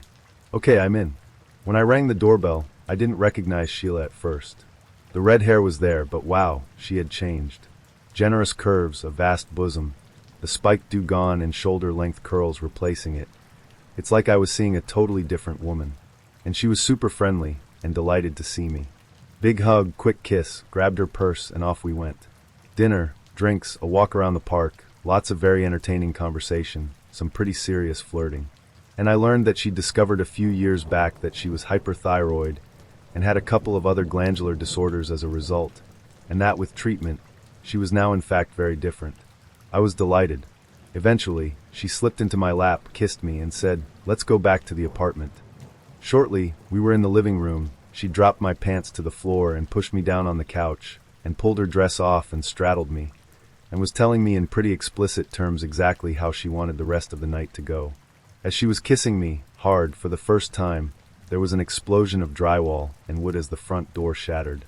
A short, stocky, very angry woman stood in the debris, breathing hard. She saw us, pointed at Sheila and screamed something unintelligible, then broke a bar stool and using a leg from it, ran at us, knocking Sheila off me, and alternating beating the two of us with it, yelling, "That's my pussy! Keep the fuck away from her." I'm trying to stand up, get the stool leg away from her, protect Sheila and navigate with my pants around my ankles, all at the same time. Just about the time I'd grabbed her, and was wrestling for control of the stick, for police officers burst through the door with guns drawn. Now picture this, naked crying woman cowering in the corner. Angry fully clothed woman fighting with a half-naked man. What's your immediate conclusion, officer? Yeah, good times. Eventually, it was all sorted out. There was no happy ending. Sheila was back in town because she was on parole from an embezzlement charge. She'd met Grace, the short angry woman, in prison, and they'd become an item. Grace was on parole for second-degree manslaughter, pled down for murder. Her second trip through the system. Grace had been trying to get back with Sheila. Sheila wasn't feeling the love. Grace had followed us all night and beat up the doorman to find out which apartment we were headed for. The doorman called the police, explaining their seemingly rapid arrival. I was released, but both Grace and Sheila went away with the officers, heading back to prison for various parole violations. And Colleen? She didn't speak to me for months over returning home to crime scene tape, a completely missing front door, and a wrecked living room. So I'm living in the Bay Area, working as a management consultant, and I buy a new car. I'm a bit of a performance enthusiast, so it was a nice one but nothing too ostentatious, but it was at a nice dealership. In buying cars, you often deal with the service counter, and at that service counter was a painfully cute brunette. So, of course, I make sure that I get everything done that I needed to and struck up a conversation during one visit. Talked a bit, and asked her if she wanted to hang out sometime. She agreed, said it sounded fun. We exchange info. I agree to pick her up later that week. Tell her it's a casual date, fun, nothing formal. So I pick her up, her roommate answers the door and says Lelia is running a little late, to come in and wait, shouldn't be long. 45 minutes later, Lelia comes out, but she's looking good, so I'm not too angry. But damn, 45 minutes late for a casual date, but okay. So we go to a mini golf place, a nice one, and we play a little bit. She's cute but annoying. She was a screamer, and that is one thing that rides my nerve. When a woman screams at every little thing, just random shrieks because it's fun. She misses close, she screams, she sinks one, she screams, something happens with a hazard, she screams. We're talking, and there is a difference in educational levels and interests. Career goals are a bit different. That kind of thing. She's also younger than I am by a few years. I was like 26 at that time, I think. She was probably 22. So different levels of maturity. But it's not a total disaster yet. I'm just mildly annoyed, but being nice. About halfway through the game, she orders a beer. No big deal, I order one too. Then she orders another at the end of the game. I tell her that I was thinking a nearby restaurant that's pretty good, she agrees. We head over there. We walk in and she exclaims, "Let's sit at the bar." Okay, let's do that. I will say that any time your date, when you're in a sort of trendy place, yells shots. It's a bad sign. I order some appetizers, she orders a mixed drink, which by the time the food arrives has turned into shots of tequila IRC. I've tried to tell her to back off the drinking, slow down, all that stuff. She says I don't know how to have a good time. Suffice it to say, she gets hammered. Hammered enough to be obnoxious with the server, and generally look like a fool. At one point, she gets up to use the restroom and loudly exclaims, "Gotta break the seal," followed by a woohoo sound, to which people all look at. Understand that this isn't a party bar or restaurant. It's sort of a cool place with craft cocktails and decent food. I wanted to burst into flames. One woman at the table overlooks at me and says, "I'm so sorry," and her presumed boyfriend/husband goes, "Ouch dude, cut and run." Do you have any idea how embarrassing someone has to be to bring people into commenting on your shitty date? Pretty freaking embarrassing. She left her phone on the table, and I had to. I picked it up, it wasn't locked. Found her roommate's number, and called her. Told her this was Richard, Lelia's date, and she was plastered. Utterly ridiculous. Her response? "Yeah, that happens, she likes to have a good time. Just bring her home, I guess it's gonna get worse." Lelia comes out of the bathroom, still reeling, and stops our server and says, "I want another shot." I'm like, "No, we need to get going." She then calls me a wuss, and that I'm uptight. I lead her out, drop about $120 on the table, knowing that we'll cover with a generous tip and lead her out of the restaurant. We get going. She wants to hit a bar and party, and I want nothing of the sort. She says, "Oh, we could go back your place," and makes this weird hip gyrating motion with a sound I can only describe as eh. No, not happening. 1. I'm not going to fuck some drunk girl. 2. I don't want this crazy person in my rather nice apartment. I tell her I'm taking her home. She gets angry, calls me a pussy, and that I don't know how to have fun. Then she says she doesn't feel so good, to which I pull over and was about to help her out, and she says it's coming, and I roll down the window and she hangs out and proceeds to upchuck down the outside of my car. My brand new ISF. I wasn't amused. At this point, I'm past being polite. I open the door for her. She finishes giving flight to her dinner. I get her back in the car and drive her home. She starts crying and saying what a wreck she is. I agree with that. As I said, I'm past being polite. She starts crying more, and I bite my lip and drive her home without saying another word. I'm pissed off. I mean angry. Pissed like a bear. I take her up to her place as she stumbles and cries, not letting her fall and knock on her door. Her roommate answers and takes her inside, apologizes, and Lelia turns around and says something incomprehensible. I make my escape, then find a car wash and find myself washing vomit off of my car in the dark, alone. That was a hell of a moment. Still, by far the worst date I've ever been on. I've been using Tinder for 3 to 4 years now, and I've always been very lucky. However, yesterday was a different story. Climax of the story. I'm in my date's bedroom. She's lying on her bed, drugged and intoxicated. She takes off her top, now topless, grabs my neck and starts kissing me. Her mom, who is standing there, leaves the room to give me some privacy to do what can only be considered a date rape.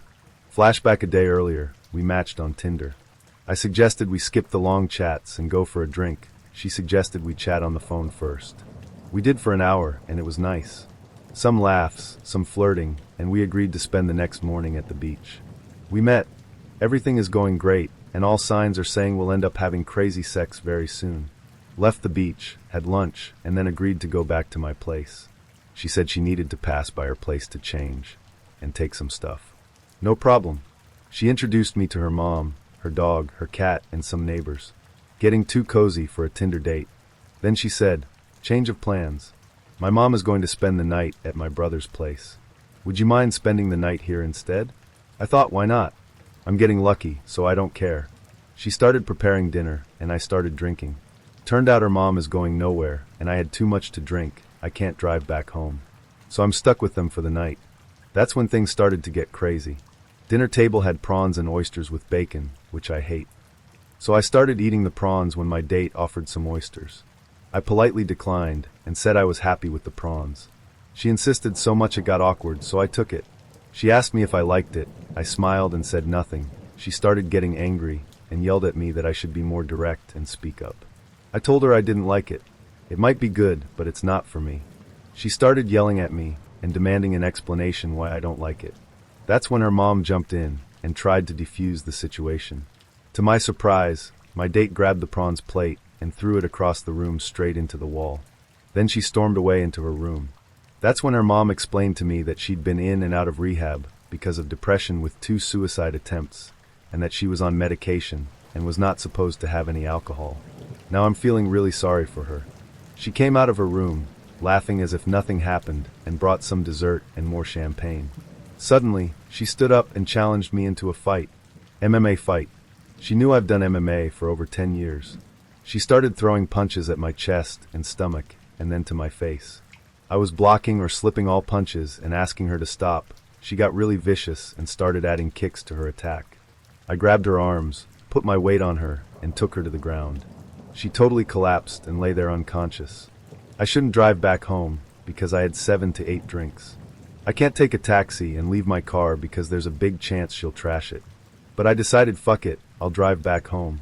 I carried her to her bed when she opened her eyes, smiled, and then all of a sudden took her top off, grabbed my neck and started kissing me. Her mom, who was standing there, left the room to give me privacy to do what can only be considered a date rape. I pushed her away and started walking backwards out of the room when she gave me a final kick to the stomach goodbye.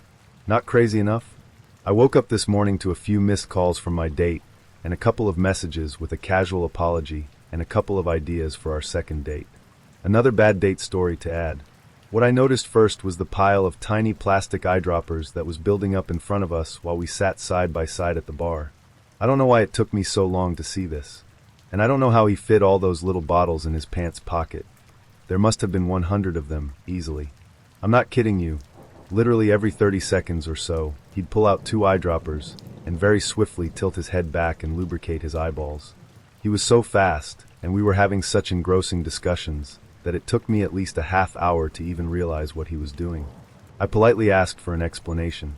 He told me he had had eye surgery for a serious eye condition he developed, and while that surgery saved his eyesight, he was left with this burden of watering his eyes approximately twice per minute. Poor fellow. Being a contact lens wearer, I can certainly relate to the discomfort of dry eyes. It sucks, but I was a bit taken aback by the fact that he seemed to expect the bartender to clean up the eyedroppers. I hope he left him a large tip for that.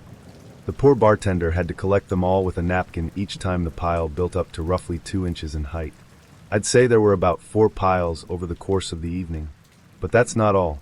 Towards the end of the date, I pulled out my phone to see 6 missed calls from my mother. I knew something was horribly wrong, because my grandmother had recently fallen ill and was at a nursing home. I excused myself and called my mother back, fearing the worst. My grandmother had died an hour ago. Tearfully, I went back inside and told him I had to go. I hope he didn't think it was an excuse for me being freaked out by the eyedroppers. My grandmother really did pass away. It may also have been the weirdest date ever for him, given that I had to bag out of it due to a death in my family that occurred during the actual date. We are now married. Just kidding. I never saw him again after that night, though he did send me a few texts to cheer me up in the ensuing days. He was a really nice guy. Many moons ago, before I was a happily married lass, a pair of friends set me up on a date with a buddy of theirs. He was an actor/musician. I had his album, burnt via my mates, so don't get excited. This is not a celebrity in disguise story. This is a celebrity wannabe and absolutely no attempt to disguise its story. We'd met briefly at a party, and I'd been suitably intrigued. I was around 18, he was early 30s, and I must confess his music was very good. I wasn't so silly as to think he was the next big thing, but you'd have to be a massive jerk not to acknowledge that he clearly had immense talent. I had a history of dating older fellas, but I was also very no-nonsense and skeptical of ego and self-absorption. So, the date is suggested. I agree and suggest we see a play happening nearby, but I was keen to stick to my usual blind-ish date rule. Always be the driver. It stops you getting drunk, you have control over the way the night rolls, and most importantly, you usually pick them up from their house. And brother, can you learn a lot from a man's house? In this instance, it was a relatively small flat, okay. He'd only recently moved to the city. The furniture was mostly disposable, again, he'd recently moved. But the strangest thing was that the TV was on when I arrived. "Take a seat," he said, gesturing to the unfolded card table in the corner. "I'm just setting up the video to record an ad I was recently in." NB, this was the year 2000. When one still had a VHS. "Okay, thanks, that's reasonable. He's new to the city, keen to add to his showreel. I totally appreciate that he needs to record his advert to get work." 15 minutes pass. We're watching awful TV together while he sits on the edge of his bean bag, waiting for his ad to come on.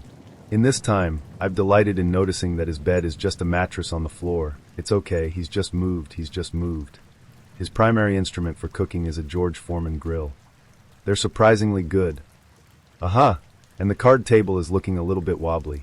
The phone rings. Him. "Hang on, I have to take this." Me. "Oh, that's fine. The play doesn't start until 8. Him. "Hello?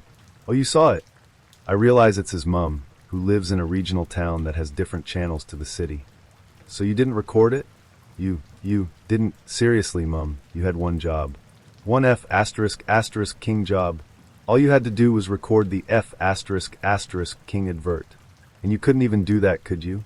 You are seriously F*** king useless. Why did you even call me? Why? What's the point of you calling me right now? And so on. So I am 18, listening to a 30-year-old man abuse his mother for failing to record his awful advert for his rubbish, non-existent acting career. Awkward. Finally, we accept that the advert has been lost. I realize we are close to missing the play, so I suggest we head off. We go to a bar. He spends the whole time complaining about the mother situation. We drive to the theater. Surprise, surprise, the doors are shut and we miss out. He suggests we go to a Chinese restaurant where he used to get a massive bag of fried rice for $2 when he was a student. I want this night to end and fast, so I agree. We eat the worst, most plastic Chinese food I've had in my life, while he talks about himself, and I nod awkwardly. Finally, I feel I've suffered long enough, and I say, "So, shall I drive you home?" As we drive home, he says, "You know I'm not going to sleep with you, right? Be still, my beating vagina." "You mean you, abuser of mothers, 30-year-old self-absorbed, time-wasting lover of George Foreman grills, do not wish to sleep with me, 18-year-old silent judge of your awfulness? Oh, how my poor, poor heart breaks." And yet, at his door, he tried to kiss me. Worst date ever. The very worst date of my life went like this. I had met a guy online in a local chat room. He was a few years older. I was 16 and he was 18. We talked for months as friends, exchanged pictures and talked about life. Then one day he asked me to go on a date with him. I said sure, and it went downhill from there. I lived in the country, and trying to give people directions could be hard because half of the road signs had been stolen and there were very few landmarks to reference. Turn left by the blue house with a big tree. Basically, trying to get him to my house was a nightmare. This was in early 2000, so while cell phones were starting to become more common, you didn't get service where I lived unless you climbed a tree. He finally got to my house and proceeded to bitch at me because I gave him bad directions and because I lived way out in the middle of nowhere. That should have been my first red flag, but I gave him the benefit of the doubt because I understand it can be frustrating. Then he proceeded to stand in my kitchen telling my dad what a great catch he was. Before everyone jumps to conclusions, it is absolutely normal for a young boy to be nervous when meeting a father. It is normal for them to want to make a good impression, for them to outline why they are a good guy, and to make promises to care for the daughter. That was not what he was doing. He was bragging about himself. He was bragging about his car, and even said something along the lines of my dad being lucky his daughter found such a good-looking guy. My dad looked at me with a look that could only say, "Is this guy kidding?" So we get in the car, and he tells me he thought we could go to a movie. Without asking what I wanted to see, he picked out the movie that he wanted to go to. I'm not against a girl paying for herself at all, but when we got to the counter he bought one ticket and snacks for himself, and then moved aside to allow me to buy my own ticket. Again, that's fine, but if someone asks you out they should pay. Not because the man should pay for the woman, but because they asked you on a date. If I ask someone on a date, I would fully expect to pay for them, because that is implied when I ask them on a date with me. I bought my ticket, but didn't get snacks because I thought he already had. I thought wrong. Those were his snacks, not mine. I could get my own if I wanted them. I sat through a movie I didn't even care to see, with a boy who wouldn't share his snacks, but who kept trying to get me to make out with him. We had planned to go out to eat after the movie, but once we left he said he didn't really want anything to eat. That was okay with me, and I assumed he probably just didn't have enough money. Or maybe he was also starting to realize what a train wreck this date was. Either way, I assumed he would take me home. I assumed wrong. He ended up driving to a parking lot of a store that was being built. It was tucked back out of the way, and the lot was empty. He reclined his seat and told me he needed to nap for a while before taking me home. Nap? What? So what am I supposed to do? Except he didn't want to nap. He truly thought that after yelling at me for my directional skills, bragging about what a catch he was to my father, not sharing his snacks in the theater, not following through with the second part of the date, that I was going to jump over and have sex with him. I told him I would like to go home. He said that was fine, but it would be a while because he was going to nap. He kept begging for a kiss or other favors. I told him I was uncomfortable. I quickly realized I was in an abandoned parking lot, and even though there were hundreds of people around, they were not close enough to hear me if I needed help. I was alone. So I started kissing him and then told him I had to pee really bad. His car was his prized possession. God forbid I peed in it, so we drove to a gas station. I got out of the car and never got back in. I told him my dad was coming to get me and to go home. He asked when I would like to go out again. Actually, he said, "So when do you want to finish what we just started?" I don't hold it against him. Young boys are socially awkward and driven by hormones, but we never went on another date. To add a story on top of this from this old friend of mine, I used to be a bartender, which mainly involved 8 years of being tired, having a sore lower back and screaming "fuck OFF" in my head when people came to the bar. Still, I was under the impression there were certain trade-offs to living a night owl life. First and foremost of which was attention from girls. Oh boy, let me tell you now, that didn't come true. In fact, when women did interact with me directly, it was usually to be rude. I remember kicking a girl out once for being too drunk and dancing on tables inside, and she said, "I'm sorry you're gay," on the way out. I still don't know how that made me gay. Does it really make you gay to ask a woman to stop dancing on a table? If proper table manners and a clean space to eat a Caesar salad is a sign of homosexuality, then sign me up. But among all the mayhem and madness, there was actually one time when a girl showed some clear interest. She was blonde and short, wearing black fishnet stockings with a black corset top. Super sexy but strange choice of outfit, outside of a sex dungeon. She'd been in my bar for a while, drinking on this particular Saturday night with her mate, just the two of them, and while they were getting loose, thankfully they did not try and dance on any tables. By the time it got close to midnight, the bar now drowned out by the sounds of the extremely average DJ we would hire, it was hard enough to hear anyone order a drink, let alone have an actual conversation. So when this little blonde cutie came up to the bar and started trying to talk to me, I had no idea what she wanted. So in all her crafty feminine ways, she whipped out her eyeliner and wrote her phone number on my arm in big, black, bold numbers. I tell you right now, I've never felt more like a big man. Who's gay now, you drunk table dancing stranger? A few hours passed and she left later that night, though you couldn't wipe the smile off my face. So as the night became early morning and the bar closed up, I whipped out my phone and texted this mystery girl. Thinking she'd be tucked up in bed, she actually replied right away saying she was still in the city and keen to catch up for a drink. So I zapped her some trademark charm via text, relying on my years as a powerful storyteller to hit her with a magic line like, "You're pretty hot. Let's go on a date right now." And they say romance is dead. Just 20 minutes later, this random little cutie was walking with me in the still, cold air of a quiet Sydney city. Of course, I hadn't totally thought this late-night date through. I worked in a late-night bar on Sydney Harbor. By the time we'd closed, it was almost 3 a.m. So not only did I need to find a venue that would still be open, but it also had to be so relaxed with their liquor laws that they would let in a super drunk girl wearing fishnet stockings. So I made a judgment call that very quickly became the worst date I've been on. I decided we would go to a strip club. The second we arrived, I knew I'd made a grave error in judgment. I figured we'd stand up the back and have some quiet beers, treat it like a bar. That was not the case.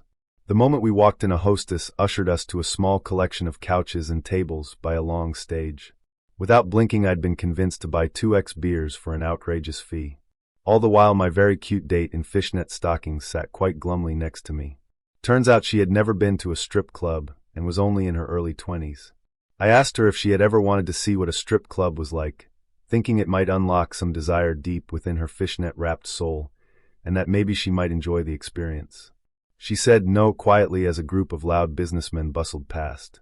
I don't know if the highlight of this bad date was realizing I didn't even know my date's name, or when the hostess told her she was pretty and asked if she'd ever thought about working in a strip club. I'll admit, in hindsight, it went downhill pretty quickly from the start. My date didn't finish even her beer. In fact, we barely had a conversation for the 30 minutes or so we were there.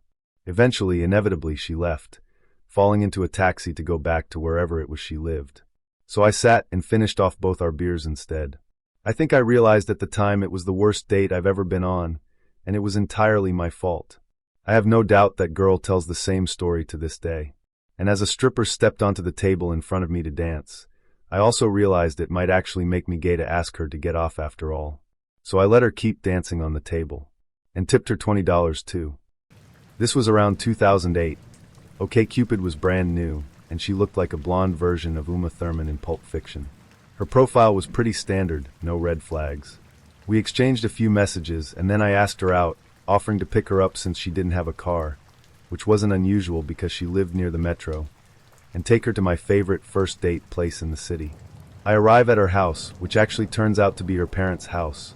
She was in her mid-20s, and she's sitting on the front porch talking on her cell phone and smoking a cigarette. I don't smoke, and her profile said non-smoker, so that was an unpleasant surprise. She waved as I walked up, smiled and mouthed a hi, and continued her phone conversation. I stood there for at least 5 minutes as she kept talking, and it wasn't anything important, just chit-chat crap. Keep in mind, This is our first impression of each other. She got off the phone and apologized as if it was a work emergency, and I hadn't just been sitting there listening. Between the phone and cigarettes, I'm already feeling the wheels coming loose, but she seemed so sweet now, and looked great. Well-dressed, bright eyes and a big smile. She even smelled great, not like a smoker. So the night went on. We get in my car, head to dinner, and I start with the normal, early first date conversation topics, but shortly she started zoning out and casually pushing and turning every knob and button she can reach. AC, heat, stereo, seat warmers, defroster. Everything. I ask why. She says she wants to hear music. The radio was already on, but I show her to the tuner buttons anyway. We're 5 minutes into the car ride, and I'm thinking that this first date might be an only date. So taking her to my favorite first date place might not be a good idea. Maybe someplace closer to her house instead. She finds the top 40 teen pop station and starts raving about the music, saying she's a musician and loves to perform. She asks if I want to hear her sing, and all I could do at this point was say sure. She starts literally whispering along with the song for about half a verse and a chorus, and then looks at me, asks what I think. I assumed she was joking, so I said, "Ha, that was great," and the smile immediately disappears from her face. She looks like I just slapped her, which was ironic because she then punched me hard in the arm and called me an asshole. Then cranks the volume up and starts singing along while giving me the evil eye and calling me an asshole again in between lyrics. I'm making a logical guess. She must be on something. She didn't smell like booze, so maybe it is pills. No idea. All I know is this woman that I've known for less than a half hour has violent tendencies, is not thinking clearly, and she's still in my car. I've got to get her home without being attacked or puked on or whatever. Right about when I find a place to make an illegal U-turn, she leaned over and started licking the side of my face from my neck up into my ear, while rubbing my crotch with her hand and whispering something incoherently. Now I'm fucking terrified. Gripping the wheel, 1,000-yard stare on my face, straight ahead speeding back to her house while she tongue fucks on my ear and licks my cheek. She eventually loses interest and gazes out the window, humming to herself. We pull up in front of her parents' house and she doesn't seem to notice, just gazes out the window and then all of a sudden snaps to and says, "Wait, are we home?" I said something like, "Yeah, tonight just wasn't going to work out, sorry." She got out of the car with a sort of confused, happy look on her face and went inside. I went home, had several strong drinks, and went to bed. I woke up the next morning, and there were about 100 missed calls on my cell phone from a number I didn't know. I got in my car to go to work, and that is when I found her cell phone on the floor of the car. It also had dozens of missed calls, but on her phone they all came up as Mom. When I got to work, I messaged her on OkCupid. "I found your phone, we'll get it back to you ASAP. And then I deleted my number from her contacts list, put it in an envelope with no return address, and overnight edit to her house. Never heard from her again. One time I joined a dating site, and I ended up with 6 dates in about a week's time with 3 different guys, something that otherwise usually didn't happen to me in a year's time. I was recently laid off from a 13 years career as a system engineer and had a nice severance with some free time for the first time in my life. I was exploring hobbies and new careers options, and had seen a relationship both kind of peter out due to him being a workaholic and then end explosively due to a betrayal of a common friend, also losing a few close friends in the process. So it was a time in my life where I was willing to make some big changes and try something new. I had always considered mini golf a good first date, as it wasn't very strenuous like hiking can be, but allowed us to talk more than a loud night club or movie would. It was also a daytime date where I could meet someone, so it was a pretty safe dating environment. Finally, I believed that I could learn a lot about a guy playing a game of mini golf. For example, see whether he automatically got my ball out of a water trap or if he hesitated or expected me to take care of it. This guy, Michael, contacted me on the dating site. He happened to be a software engineer at the same corporation I had formerly worked at. It was one of the biggest companies in town. However, unlike me, his department had not been bought out and he wasn't laid off. He was about 7 or so years older than I, late 40s, and had a nice head of grayish hair. We exchanged photos, as well as chatted online or the phone some before setting up a date. I knew he had a good job related to computers, and we shared a lot of the same hobbies: tabletop gaming, video gaming, hiking, etc. When I was younger, I had always thought I would marry a man named Michael/Mike, as it was my favorite guy name. Michael liked my mini golf idea, as he told me he did some regular golfing in his spare time, and he had a favorite golf course, which was attached to a mini golf course. So we set a mid-afternoon date on his day off. I arrived at the golf course a few minutes early and start walking through the parking lot to the front gate. Walking towards me is someone who looks like Michael, walking fast, head down and a bag of clubs over his shoulder and more in his hand. As I pass this person, I stop, smile and ask, "Michael?" He barely nods his head, keeps walking and says nothing. I turn on my heels and walk after him. I'm thinking, what happened? Did he decide to bail out of the date and I caught him before he could get to his car? But I ask, "You are Michael, right?" By this time we are both at his car, and he has opened his trunk. He drops the bag of clubs in his trunk, and he drops in the other clubs in his hand, keeping just one. I think it was a putter. He still has barely acknowledged me, and I notice he is still avoiding eye contact. He is looking straight down and won't turn his head. I'm thinking, oh boy. I think he is running away, but again I ask, "You are Michael, right?" And he nods more, acting sort of annoyed that I didn't accept the first nod as confirmation. I don't know if I caught him bolting or what is going on, so I try to make small talk. "You look like your picture. I thought that was you." He turns without making eye contact and starts to walk back towards the mini golf gate with his head down. "I got here early to hit some balls around," he says, and I turn on my heels again to try to keep up with him as he determinedly walks back to the business gate. I'm almost running to keep up with him. Admittedly, he's about a foot taller than I am, but that's not so unusual. What is unusual is that I get the distinct feeling he thinks he's in a hostage situation, and he's trying to get the date over as fast as possible. I'm about ready to tell him. Obviously, this was a mistake somehow. We really don't have to go through with the date, and we can just go our own separate ways right now. However, it was all I could do to try to keep up with him, much less get that whole thing out while he stayed in one spot. We get to the front gate, and he purchases 2 mini golf passes, and the guy behind counter shows him a box of colored mini golf balls. We each take one. Then the guy behind the counter moves down to the club selection area and says for us to each to select a mini golf club. At this point, Michael says he is going to use the real golf club he brought, rather than the miniature golf club, and he lifts it into the air. The guy behind the counter stifles a laugh and shrugs, saying, "Okay." I don't know anything about real golf, but even I can see how different the big head, mostly colored plastic mini golf club is to the sleek titanium Real golf club Michael was carrying. I take a club matching the color of ball I took, and I decide this might be the world's fastest game of mini golf, as he might just be trying to get through this date as quickly as possible. Still, there was no reason not to try to enjoy ourselves, so I relaxed and just started making the usual small talk. Any question I asked Michael was met with a long pause, and then usually a yes or no answer, although I was asking open-ended questions. I fought my natural instinct to fill the awkward silences with nervous laughter and comments. At the same time, I tried to balance my questions to him with my own information. However, it still felt like I was grilling a captive. Michael still hadn't made eye contact with me, and his head was perpetually bent without turning his head to the left or right. I again debated about asking him if he really wanted to go through with this, but he already seemed so embarrassed. We approached the first hole. He gestured for me to go first, so I put down my ball and hit it. It goes partly towards the hole. Michael puts down his ball and poses for a swing, and totally misses the ball. I immediately stifle a laugh, keeping up the small talk, trying not to notice that he completely missed the ball with his tiny sleek putter. He motions for me to go again, and I stop and ask if he wanted to go again first, as his ball was the furthest. I stopped myself in mid-sentence, choking down the words, and approached my ball, casually hitting it, and it goes in the hole. I pick my mini golf ball out of the hole, cringing as he prepares to go again. This time I remain silent, not to break his concentration when he is preparing to hit the ball, and I continue to auto-silence myself each time he gets up to swing from then on.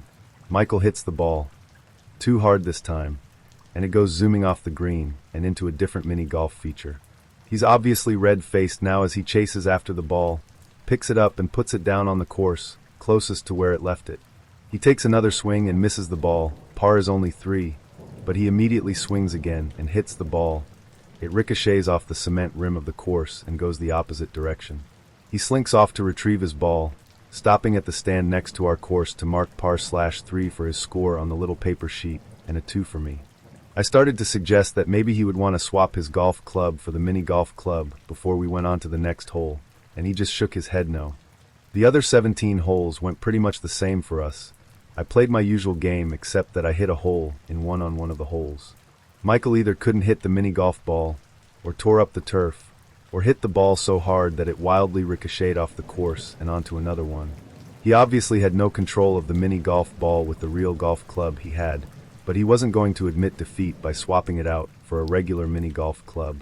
He never made eye contact with me, and never moved his head side to side, even to check out shots he would set up, which was another reason his shots never got near the holes. A couple of times I called him Mike, and he immediately corrected me that his name was Michael. I'm usually good at small talk, at drawing shy people out of their shells, making them comfortable, and getting people to talk. However, nothing I tried really worked with Michael for very long. I figured he was just trying to get what had to be a miserable experience over as fast as he could, so I tried to move things along myself. I did ask Michael some of my usual dating questions, and he gave me some brief answers, like, "What do you like to do in your free time?" He said playing Xbox. I actually had played that with friends before many times, and so I asked if he played with friends, and he answered that he had no friends. This kind of shocked me as I'm a very social person, so I asked about what Xbox games he played. It seemed they were mostly shooters. He had also said he liked board games on his profile, so I asked about which ones he liked. He named a few of the Euros, but said he didn't know anyone to play them with. He never really opened up, partly because every hole he had the constant failure at hitting the ball, pretty much taking par on every hole after a few times of missing it or whacking it out of the course. I tried to be as friendly as I could be, and not notice him failing each hole, as I knew he was getting more and more embarrassed by not being able to hit any ball properly, or even getting one eventually into the hole. When my ball landed in the water trap, he seemed unsure what to do. Get it for me as a gentleman. Plus he was a foot taller, and he could reach it without getting wet, or let me struggle to get it myself. When I saw him hesitate, I good naturally went in after it myself, getting my tennis shoes wet. I thought it was the least I could do to keep moving things forward. Finally, the game of mini golf came to an end, and as we walked to turn in my club, I thanked him for the game, exclaiming how much fun it was, carefully hinting that I needed to get going. "But it was great fun, really, thanks so much." I figured there was no sense saying anything except pleasantries, as obviously we weren't a match for each other. But the date could be over now, and we could go our separate ways. I was still a little insecure as I didn't know what was wrong with me from the beginning, so that he wanted to get through this date so fast. But despite looking good on paper, Michael seemed very dull to me. So we walked back to our cars while I chatted on about whatever I could think of to fill the time, and I made a hasty retreat out of there. But that wasn't the end of it. That night I got a message from Michael thanking me for the date and saying how much fun he had. He seemed like a totally different person again than the one I met that afternoon. He mentioned he would like to see me again, and asked if I would be available later that week. I was dumbfounded. Michael seemed like a different person online. He seemed charming and friendly. So I thought maybe he was just shy. I used to be shy as a kid, so I knew how that felt. Maybe this afternoon was a disaster, but maybe the next date would be better, and maybe this afternoon would be something we'd laugh and tell our grandkids about someday. I attended a regular board gaming night Thursday night. We had started out as strangers who all came together years ago to do a hobby we all enjoyed and ended up casual friends. Everyone was welcome there, and I had brought over a few friends over the years, so I thought maybe I could take Michael over to these friends for board gaming Thursday night. Maybe a group activity would be a less awkward date than something one-on-one, and I could get my friend's perceptions of what was going on with him. I suggest to him, and I had planned on meeting Michael somewhere on the way, so he didn't have to walk up to the door and ring the bell alone.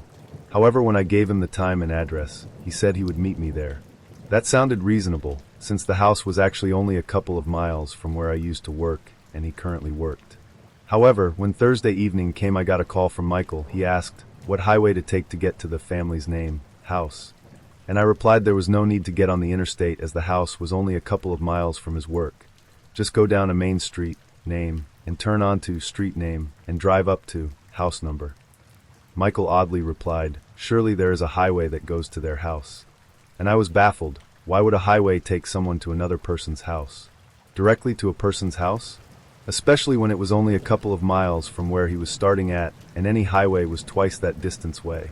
I just went over the directions again, knowing he had a Google map, and asked if he was sure he didn't want to meet me somewhere, so he could follow me over to their house. He said no and told me he would see me there, but seemed agitated, but at least he seemed to be talking pretty well. I arrived 30 minutes before I had told Michael to arrive, as I wanted to be there when he arrived so he wouldn't feel awkward around strangers. The hosts have a modern house with a great room, table space on the dining room table, a folding table in the living room, and another coffee table over by the fireplace on the other side of the great room. When I arrived, I found Michael already there and playing a board game with some of the regulars. He seemed to be having a great time, and he joked and talked to the players at the table just fine. I only later on realized that everyone at his table was a middle-aged male. As I came, one of my friends started to introduce Michael as a new member. I smiled and said we knew each other, and I had invited him to the board gaming tonight. I said hello to everyone, and made some small talk as I went into the great room to greet everyone else. Michael seemed a little awkward saying hi to me, but he also seemed really involved in the game. I wandered around greeting everyone and seeing what they were playing, and found out Michael was about 20 minutes into an 1.5-hour game.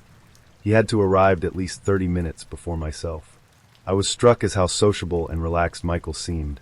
He made normal eye contact with the players at the table. Maybe he was just shy around women. Maybe the real one-on-one date was a lot of pressure for him. I got into a short game, timing it so I'd be free when Michael was done. The guys, including Michael, returned to the main great room so we could recombine for some other gaming, and I let two groups go off to play games, so that there was just Michael, myself, and Beth, the wife of the couple who were hosting. Beth suggested we play a 3-player game. Michael didn't know any of them that were out, so we finally settled on a board game called Elfenland, which Beth and I knew we could teach, and Michael said he was willing to try. Michael was acting kind of awkward again, but Beth is such a good hostess, and she carried half of the conversation, while I carried the other half, so it seemed less awkward. Beth began by explaining the board game to Michael as we set it up. Her and her husband hosted gaming each week, and she has 4 school-age kids, so she does a great job of explaining things. After a while, Michael said that we should just start playing as he will learn as he plays, since Beth and I already knew the rules. This actually isn't that unusual, as some people like myself learn by playing, and can pick up on patterns quickly. So going over all kinds of rules ahead of time can be a waste of time. However, not knowing Michael's playing style, Beth tries to explain a little more, and Michael says, "Let's just play." So we both shrug and start playing the game. Shortly into the game, Michael tries to do a maneuver, and Beth tells him he can't do it because of a certain rule. Michael seems annoyed and says, "But I didn't know that," to which Beth replies, "I was trying to tell you earlier." And she tries to explain. Michael states fine, in an angry tone, and ends up doing something different. A couple of minutes later, the same thing happens, and again and again. Eventually, Beth is both a little annoyed and also kind of laughing as Michael keeps getting upset he can't do something in the game, but he doesn't want to listen to the rules, even when Beth tries to give him the specific rules for whatever he is trying to do at that point. I'm starting to get embarrassed as the environment we game in is very good-natured and friendly. People do not get mad when they lose or get blocked. Yet this game is getting kind of heated. Finally, Michael tries to do a final maneuver, and he is blocked. He gets upset and says how he didn't know that could be done. To which Beth replies nicely that she has tried to explain the rules to him all this time, but he didn't want to listen and just wanted to play the game. The board game ends and Michael seems a little miffed. He hasn't made eye contact with me since I walked in the door. He's pretty much kept his eyes on the board most of the time, as he doesn't seem to make eye contact with Beth either. I can't tell if this is due to shyness or aggression. He says he has to leave as it's getting late. It's about 11 p.m., so I walk him to the door and say, I was glad he could come by. I hope he had fun, and he should feel welcome to come back again another time. However, I actually feel like this night was also sort of a disaster, as he and I had no interaction besides playing a board game with a third party, and he seemed to have an awful time. He shyly mumbles something and leaves. Beth doesn't seem to notice when the game ends that I walk with Michael to the door as her husband's game ends at the same time, and he asks her as he goes in for a hug, "Hey babe, how did it go?" And I hear Beth saying to him, "Geez, where did that guy come from? He didn't want to know the rules, but then got angry he didn't know the rules." Laugh. Beth is this really gracious woman who was raised as a finishing school in Europe as her father was military, so it's odd to see her annoyed. I don't say anything about Michael, and just slip into playing another game, and I figure that's the end of it. However, it still isn't. I get another message from Michael saying how much fun he had, and asking when I could see him again. I figure what the heck is going on? Does he really think these are good dates? I can be sympathetic that he is painfully shy or whatever his problem is, but I'm not having fun, and he is really dull. At the time, I rarely went on more than 2 dates with anyone unless I really was interested in them, which wasn't anyone on any of the dating services. So I decided to not answer his email. A day later, he called me up, and I let it go to mail. He mentioned wanting to get together to show me how to play Magic the Gathering, which was a 2-person card game I had mentioned I had never learned to play, which was popular. I never called him back. A few YRS later, I ran a local board gaming site, and a woman joined whose last name was the same as Michael's. She mentioned in her profile that she was always trying to get her brother to socialize more, as all he wanted to do is play video games on his time off. A couple of times later on, I bumped into Michael, now with a beard, attending a gaming meetup I was filling in for a friend to run. We never spoke, but he probably recognized me. So to sum up, guy with an apparent paralyzing fear of females and no personality keeps asking for another date, even after we have a totally miserable experience. I believe he tried to be impressive with skill, but he went overboard and embarrassed himself each time. Around the same time, I had a long phone call which never turned into a date, as frankly I was totally weirded out by the call. But it was sort of like a train wreck in that I couldn't pull myself away. The guy mentioned that he moved here, flyover country, recently from CA, and his car was stolen from the parking lot of his work nearby during the day. So I would have to drive when we went out as he was without a car, and it would be a while before he would get the insurance money to replace his car. Okay. Then he goes into a long story that sounded like the plot of Goodfellas, or The Godfather, of how he used to be involved with the mafia in CA, WTF, and how his lovely wife had been targeted when he tried to break away from the mafia. She was killed in a car crash/explosion on the 101, and he fled the state. Really, WTF? He suspected that his car was stolen by the CA mafia, who might have tracked him down. He also was a writer. He had a story about his own custom D&D Fantasyland, which rivaled Tolkien in his opinion, and he was getting it published. Before we even met, he emailed me the entire book, which was a huge file back in 2008. Right after the phone call, I escalated his and my status to where I would totally drop off the radar and not answer email or mail at all, which I usually did after a couple of bad dates. He didn't take the hint even after several weeks went by of him calling and emailing and getting no reply. During this time, his messages became more pleading and wistful, once stating, "I'm getting the idea that you don't want to talk to me, laugh. And then please get back to me. I want to make sure you are okay and haven't met with a horrible demise." Ominous. Careful, this will hurt. First real experience, and the channel was between the two of us. Yep, really. To be honest, this is the naughtiest I had because it broke me twice, drained me of my energy and made me feel like SH-. It still does to this day. Even after hearing numerous times, it was definitely his indecisives, *** loss. Met a nice guy on Tinder in late March, I'd say, talked a little and quite quickly. He may have said it was not what he was used to, asked for a video chat. Somehow, I was at some point stuck in Paris for a night without anywhere to go. We chatted all night long, so I guess that's where the attachment came from. Oh my, first time I got someone to act this nice and caring. I was then hooked, easily, and fell harder as the days went by. Still, we talk quite a lot about several things: life, marriage, how we perceive ourselves, the kind of things we like, and kinks. I tick so many boxes that we get along really well soon. Yep, I know, might be a red flag, but I acted as if it wasn't and chuckled like an idiot. Fast forward to June, where he mentions he may go on a date. I'm baffled and a bit sad. Well, in fact, really sad. I know about that time. Our conversations were steamy most of the time, but still. Talked a bit less. I was a bit worried, and here it goes. Frankly, it broke my trust. But I chose to go on, and even to let him go on that date. Mind you, I was in France and he was in England. So the date, from what he told me, is cancelled. He's sad for a few days, and then gets back sporadically. I still do it, but the magic is gone, and I feel like a second option. Which breaks my heart a little, as I trusted the guy. In July, we finally meet. I was ready to punch him in the face and tell him to F off, but melted because in the end he seemed to be a genuine nice guy, very polite, with some conversation, quite the gentleman, and he, like I do, seemed to really like cats, having some privacy and awkward talks about trains or plug sockets or politics. At some point we share some kisses and a hug. Being hugged from the back for me is extremely intimate, so that meant quite a lot.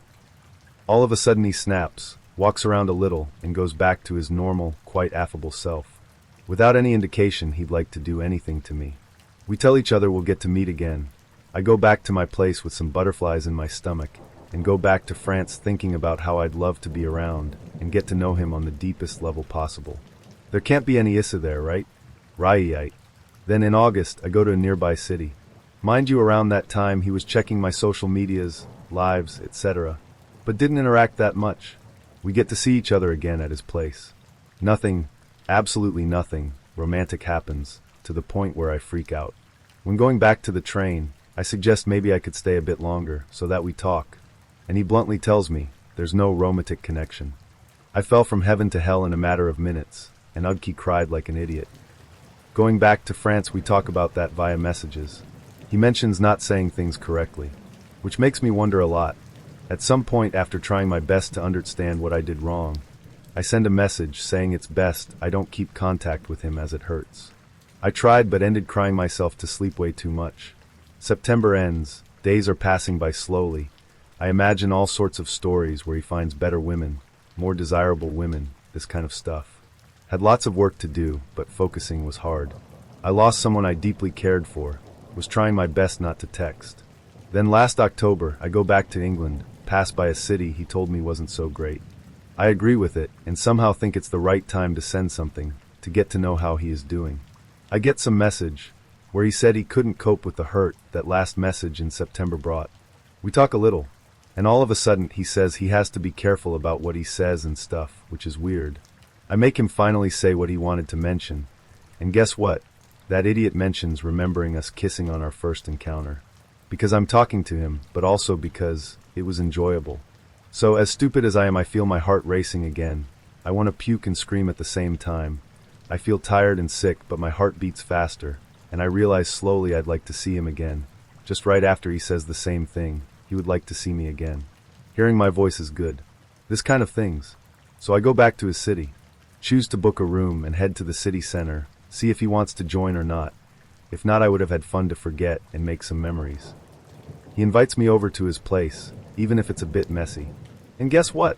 My stupid asterisk didn't see it coming. We share kisses, compliments, like saying it felt right and stuff, cuddles, a little more than that, even though we didn't have sex, to which I might be grateful today. And at some point, yep, you guessed it, snaps again, tells me he's worthless. I try to reassure him, I can wait, take some time, understand, leave him a little, and be there when needed. But he insists he's not really into carnal things these days, can't ask for me to wait, and so I go back to my hotel room, which was the worst of the whole trip, to be honest. Once again baffled and destroyed from the inside, trying to figure out what was wrong with me. If I was too ugly, or weird, or available. I suggest we see each other again the next day. We do. I go to his place, and it's pretty much a reenactment of the first time he broke my heart. This time, though, I don't ask for a hug. I go close to him, and we do hug a little. The atmosphere is tense, heavy. We go to sleep. I thought I'd be sleeping in the sofa, as he hates sleeping with people. But he says the bed is a better place. I go there and try to fall asleep, but sniffle quite a lot. That's where that indecisive guy kept me close to him. We hugged all night long, me crying and him being really sorry. That was pathetic in all ways possible. But still he hugged tightly. The next day I leave after him, leaving his keys in his mailbox. And then the messages.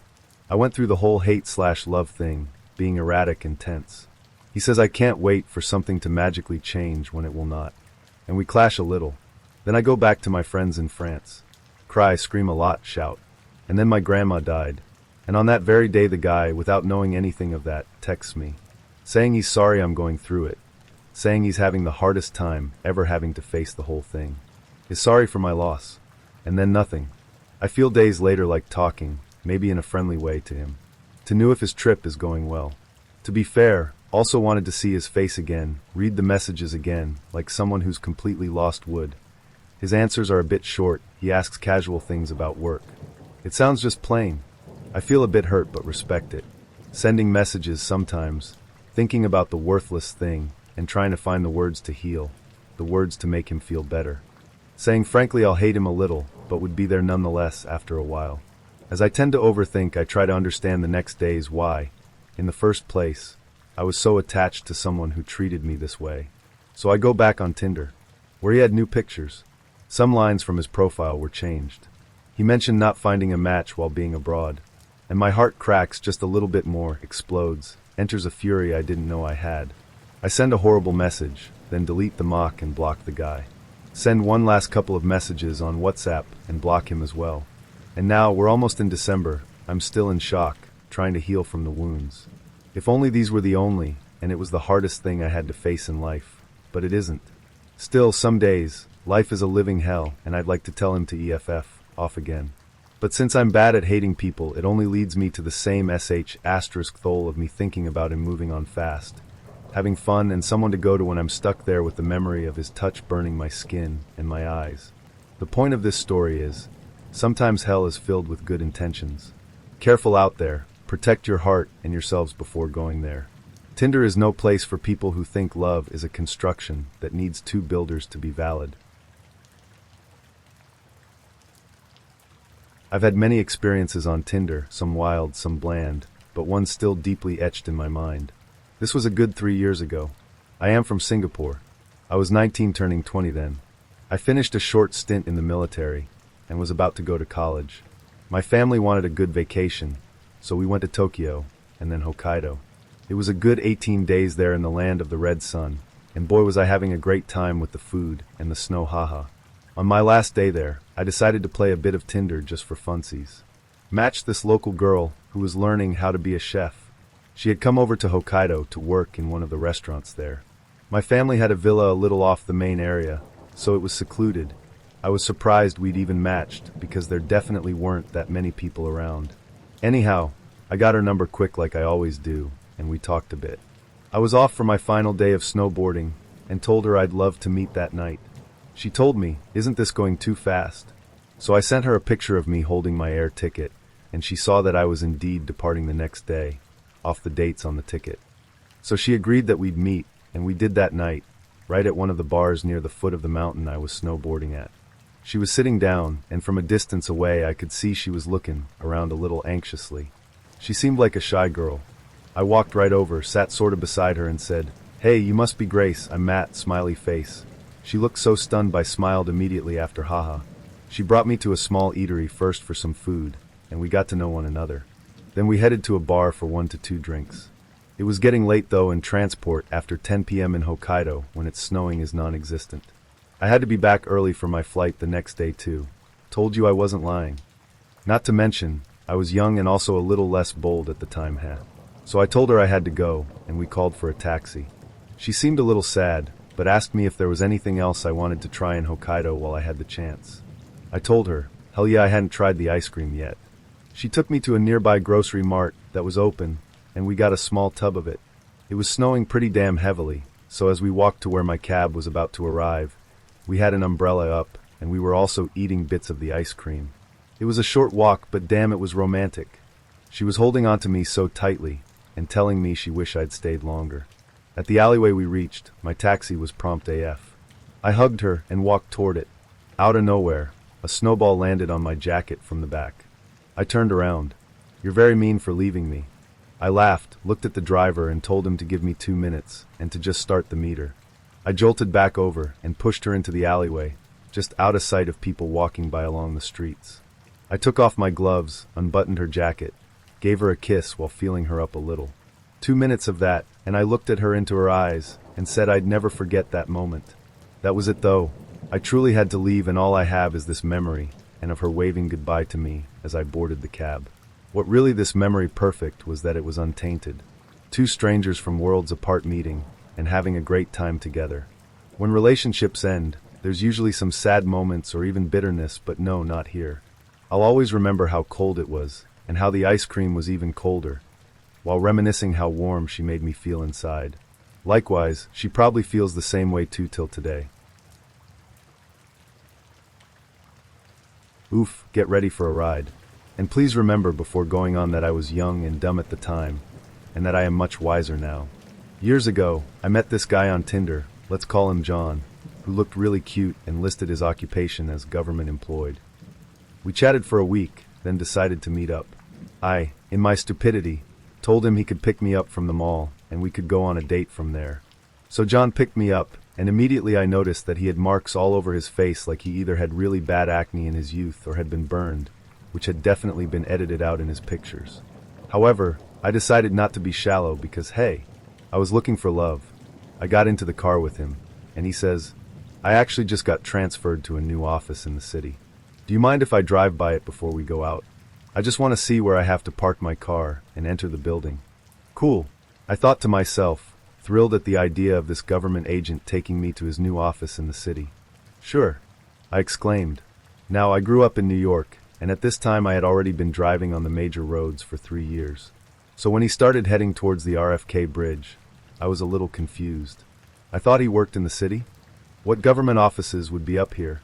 When I voiced this observation to him, he said, Oh, yes, I do work for the government.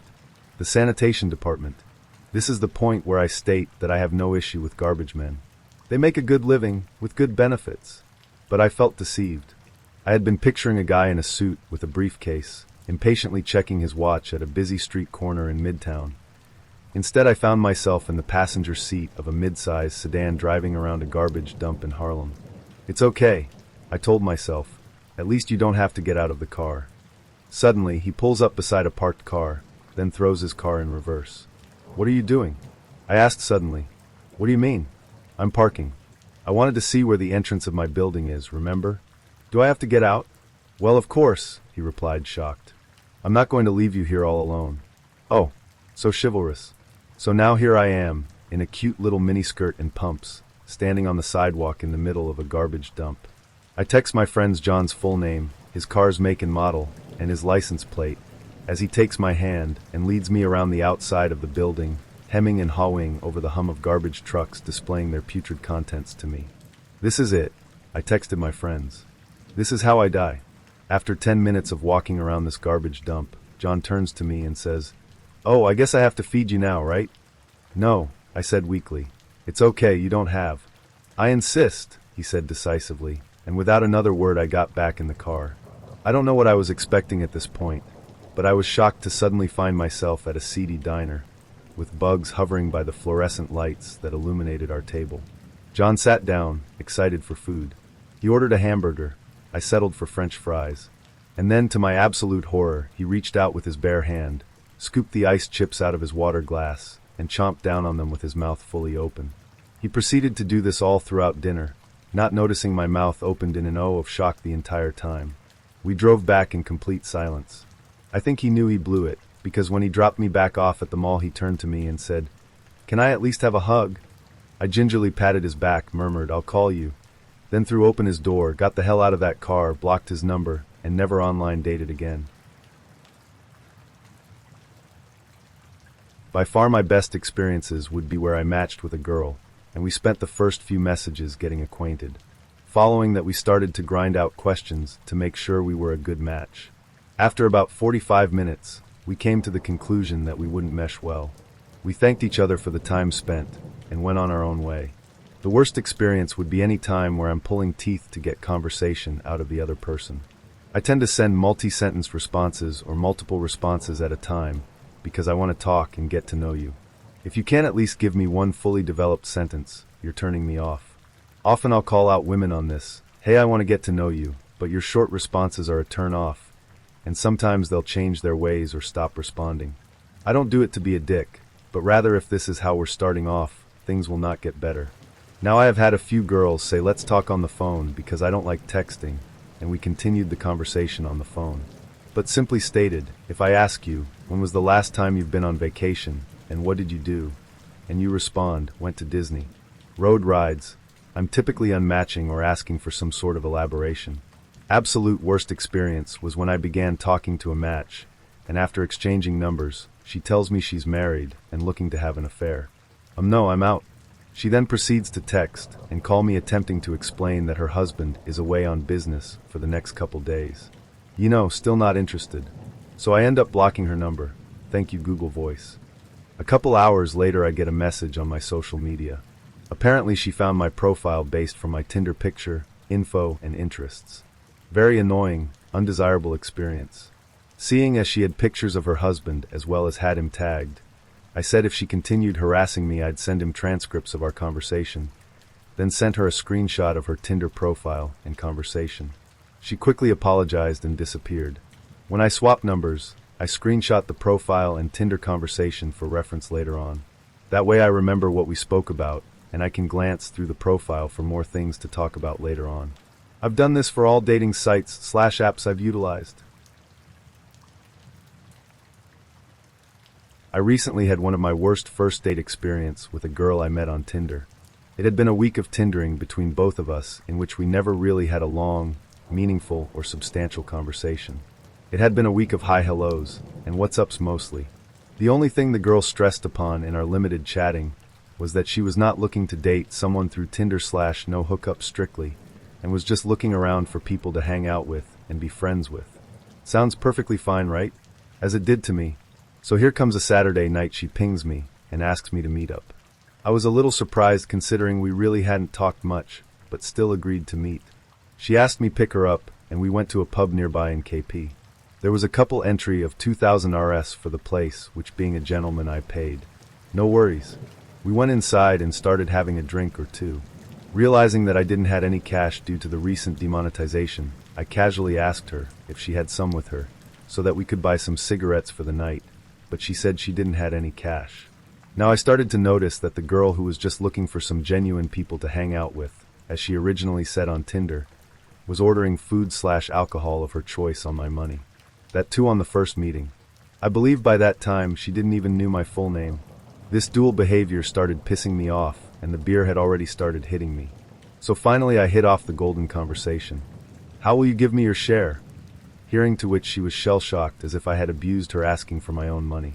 She replied saying, I thought this was a date, and aren't you supposed to pay on the date with a girl? Me, does this mean you called me to pay your bill? You are also independent enough to handle your own expenses. Aren't you? Girl, this is so weird. Doesn't a date include all this expenses? Aren't you aware? If you really want me to share, so let me tell you that you go on and enjoy the night I am leaving. This is so stupid of you to ask me money. Me, sure if you think so, please go ahead. I haven't came here to pay your bills from my hard-earned money. She left and I enjoyed the night alone listening to music and drinking beer. Enjoyed my own company. A memorable night indeed. I asked for money only to judge what kind of a person she was, and luckily she showed her true face, which she was trying to hide by creating a facade of big shot party animal, cool, and bindas girl in front of me. I am happy and proud on myself about the whole episode that I had the courage to ask the right questions and act on time, and didn't become another puppet to fall for the trap of such cheap/dubious people around. I never really cared about what she would think of me.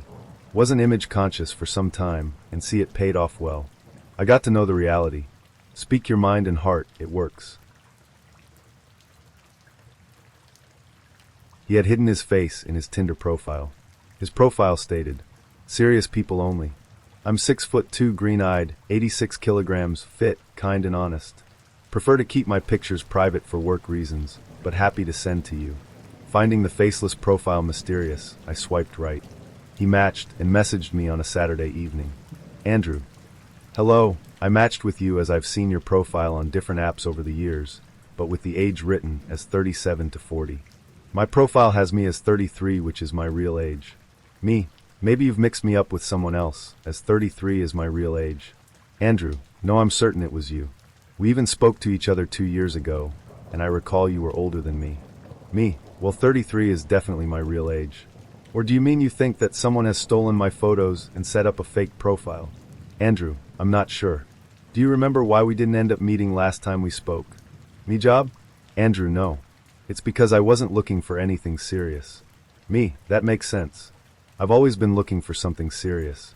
Did you have your pictures showing last time we spoke? Did I know who I was talking to? Andrew, yes, they were showing then. Anyway, I think I'm going to go to bed now. It was near midnight by then, unless you want to come over since you are only 3 kilometers away.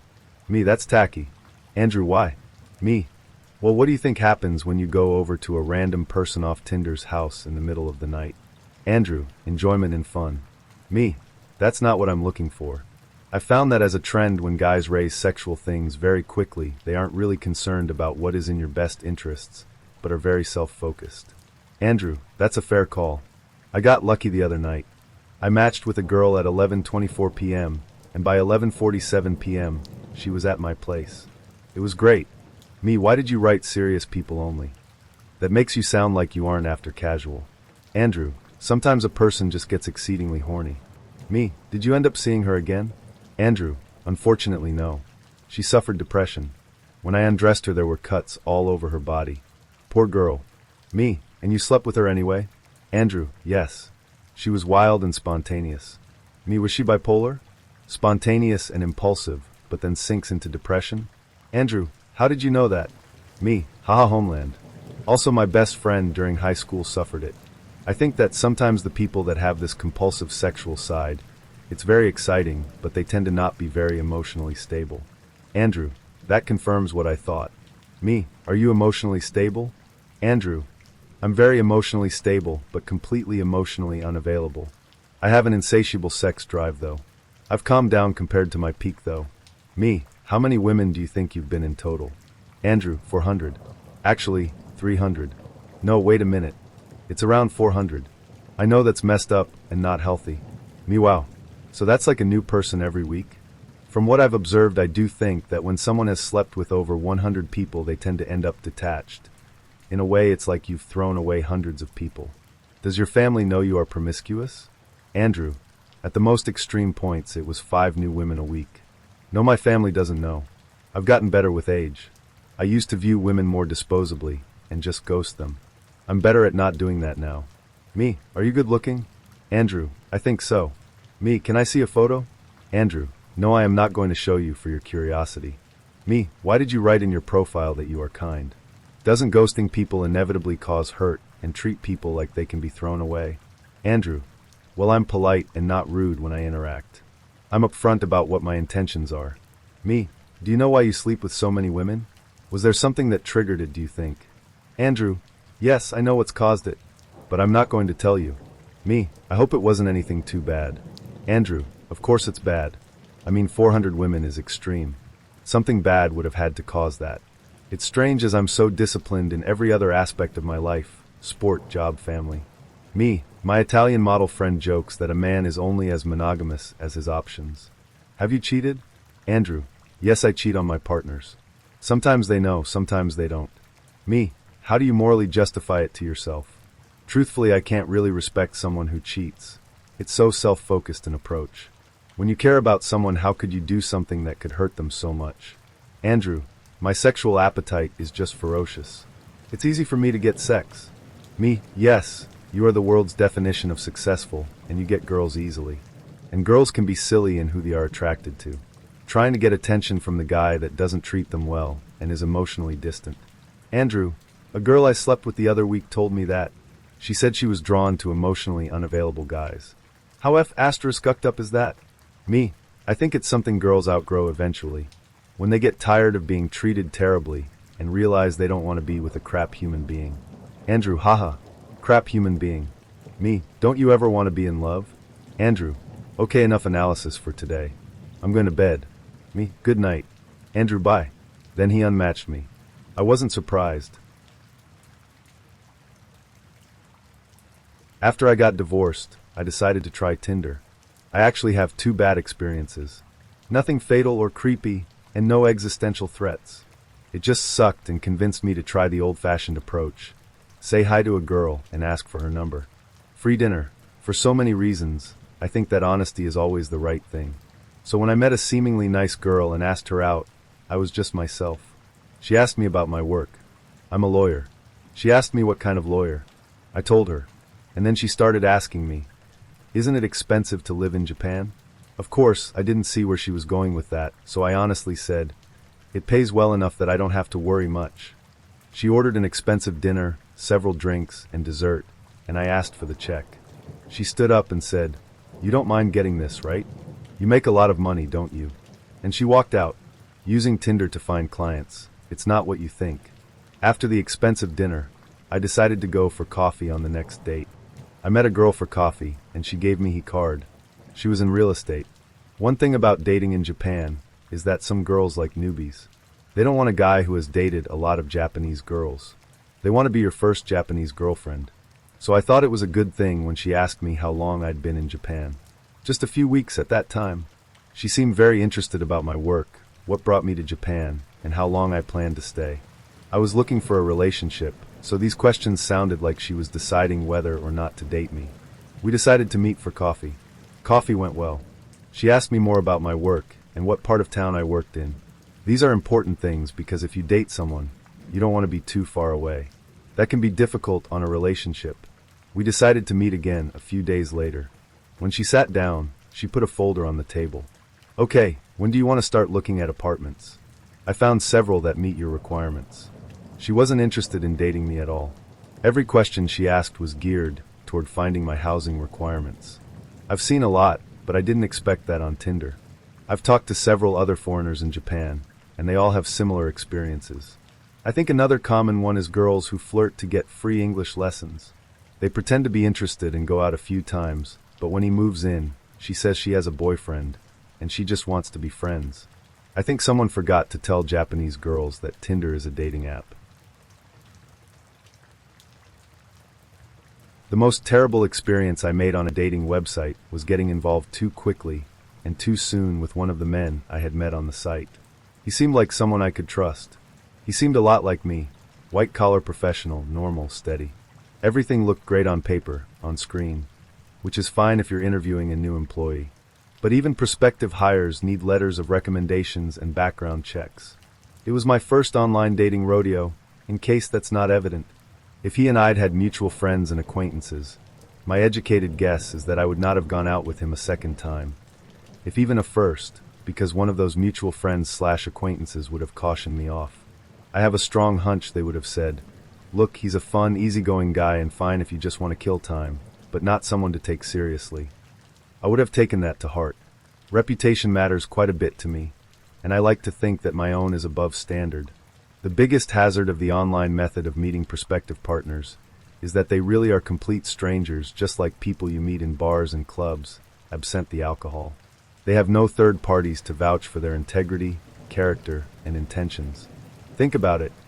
In real life, we are introduced to new people through our extended social circles, friends, workmates, community members, etc. If somebody has a shady reputation or outre ideas about relationships, you hear about it through the grapevine. You definitely know pertinent details about them like, oh, they're married with 3 kids or cheated on their last partner. Stranger danger is not something you need to worry about when you meet someone in the real world who is connected to people you already know. There have been many times when I expressed interest in a guy only to have someone in my social circle warn me, "Don't date him, girl." Because, insert dodgy tidbit of info here. Dating sites can be a great way to meet the love of your life. I cannot write them off just because they didn't work for me. But these relationships, I believe, must go very slow and take a lot more time to build trust. There must be added rituals of proof. What do their friends and family report about them? What about their workmates and former partners? You just need far more time and information, and I failed miserably, having not done my due diligence. I should have hired a PI to compile background information on the guy beforehand. Because I wasn't just hiring an employee, I was looking for someone steadfast who I knew I could trust to be my wingman. Lesson learned: verify then trust. Okay, I won't call this a date, but since the guy whom we were talking about was convinced that it was a date, so for the sake of his mental peace, I will just play along. So I met this guy and found him cute and immensely talented. He asked me out a know of times, but things did not work out then, so one fine day I decided that I will go out with him. I called him and asked him out for a movie. He told me how excited he was to meet me again, and that too on a date. I warned him that it is just a movie plan that will do with lots of popcorns and nothing else. I am never late for anything, so as usual I reached before time. I called him and guess what? His phone was off. I don't want to sound all psycho, but I called him 5 times, but every time it was unavailable. I thought, I will buy the tickets and wait for him since it was a blockbuster movie, and the tickets might get sold out. I waited for a good 15 minutes when this guy calls up and says he is coming but still in a taxi. I called after 5 minutes to inquire about his whereabouts, but guess what? His phone was unavailable. Naturally, I was pissed off and I gave 1 ticket to the security, told him this dork's name, and described him as a short, irritating-looking lazy guy, and went ahead to watch the movie. I had already missed the first 5 minutes of it. In India, before a movie starts, they show advertisements for 15 minutes, so you can imagine how late he was. I was enjoying the movie when suddenly I saw that someone fell down, and guess what? It was my darling date.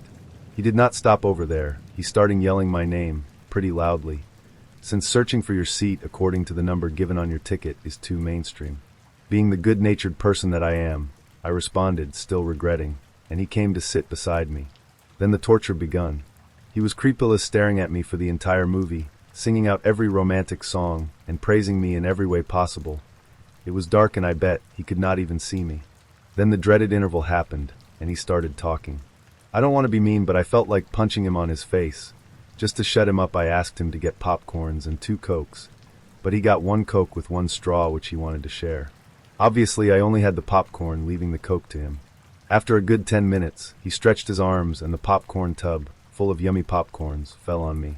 Believe me, it was getting difficult when suddenly he asked for the second date, and very politely I turned him down, to which he asked whether we could officially date.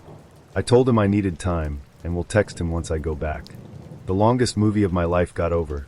It was a good movie BTW, but he made it intolerable, and I literally ran away, believe me, in heels. Never replied to the hi that I got from him on that evening. Believe me, I am the most polite person you will ever find.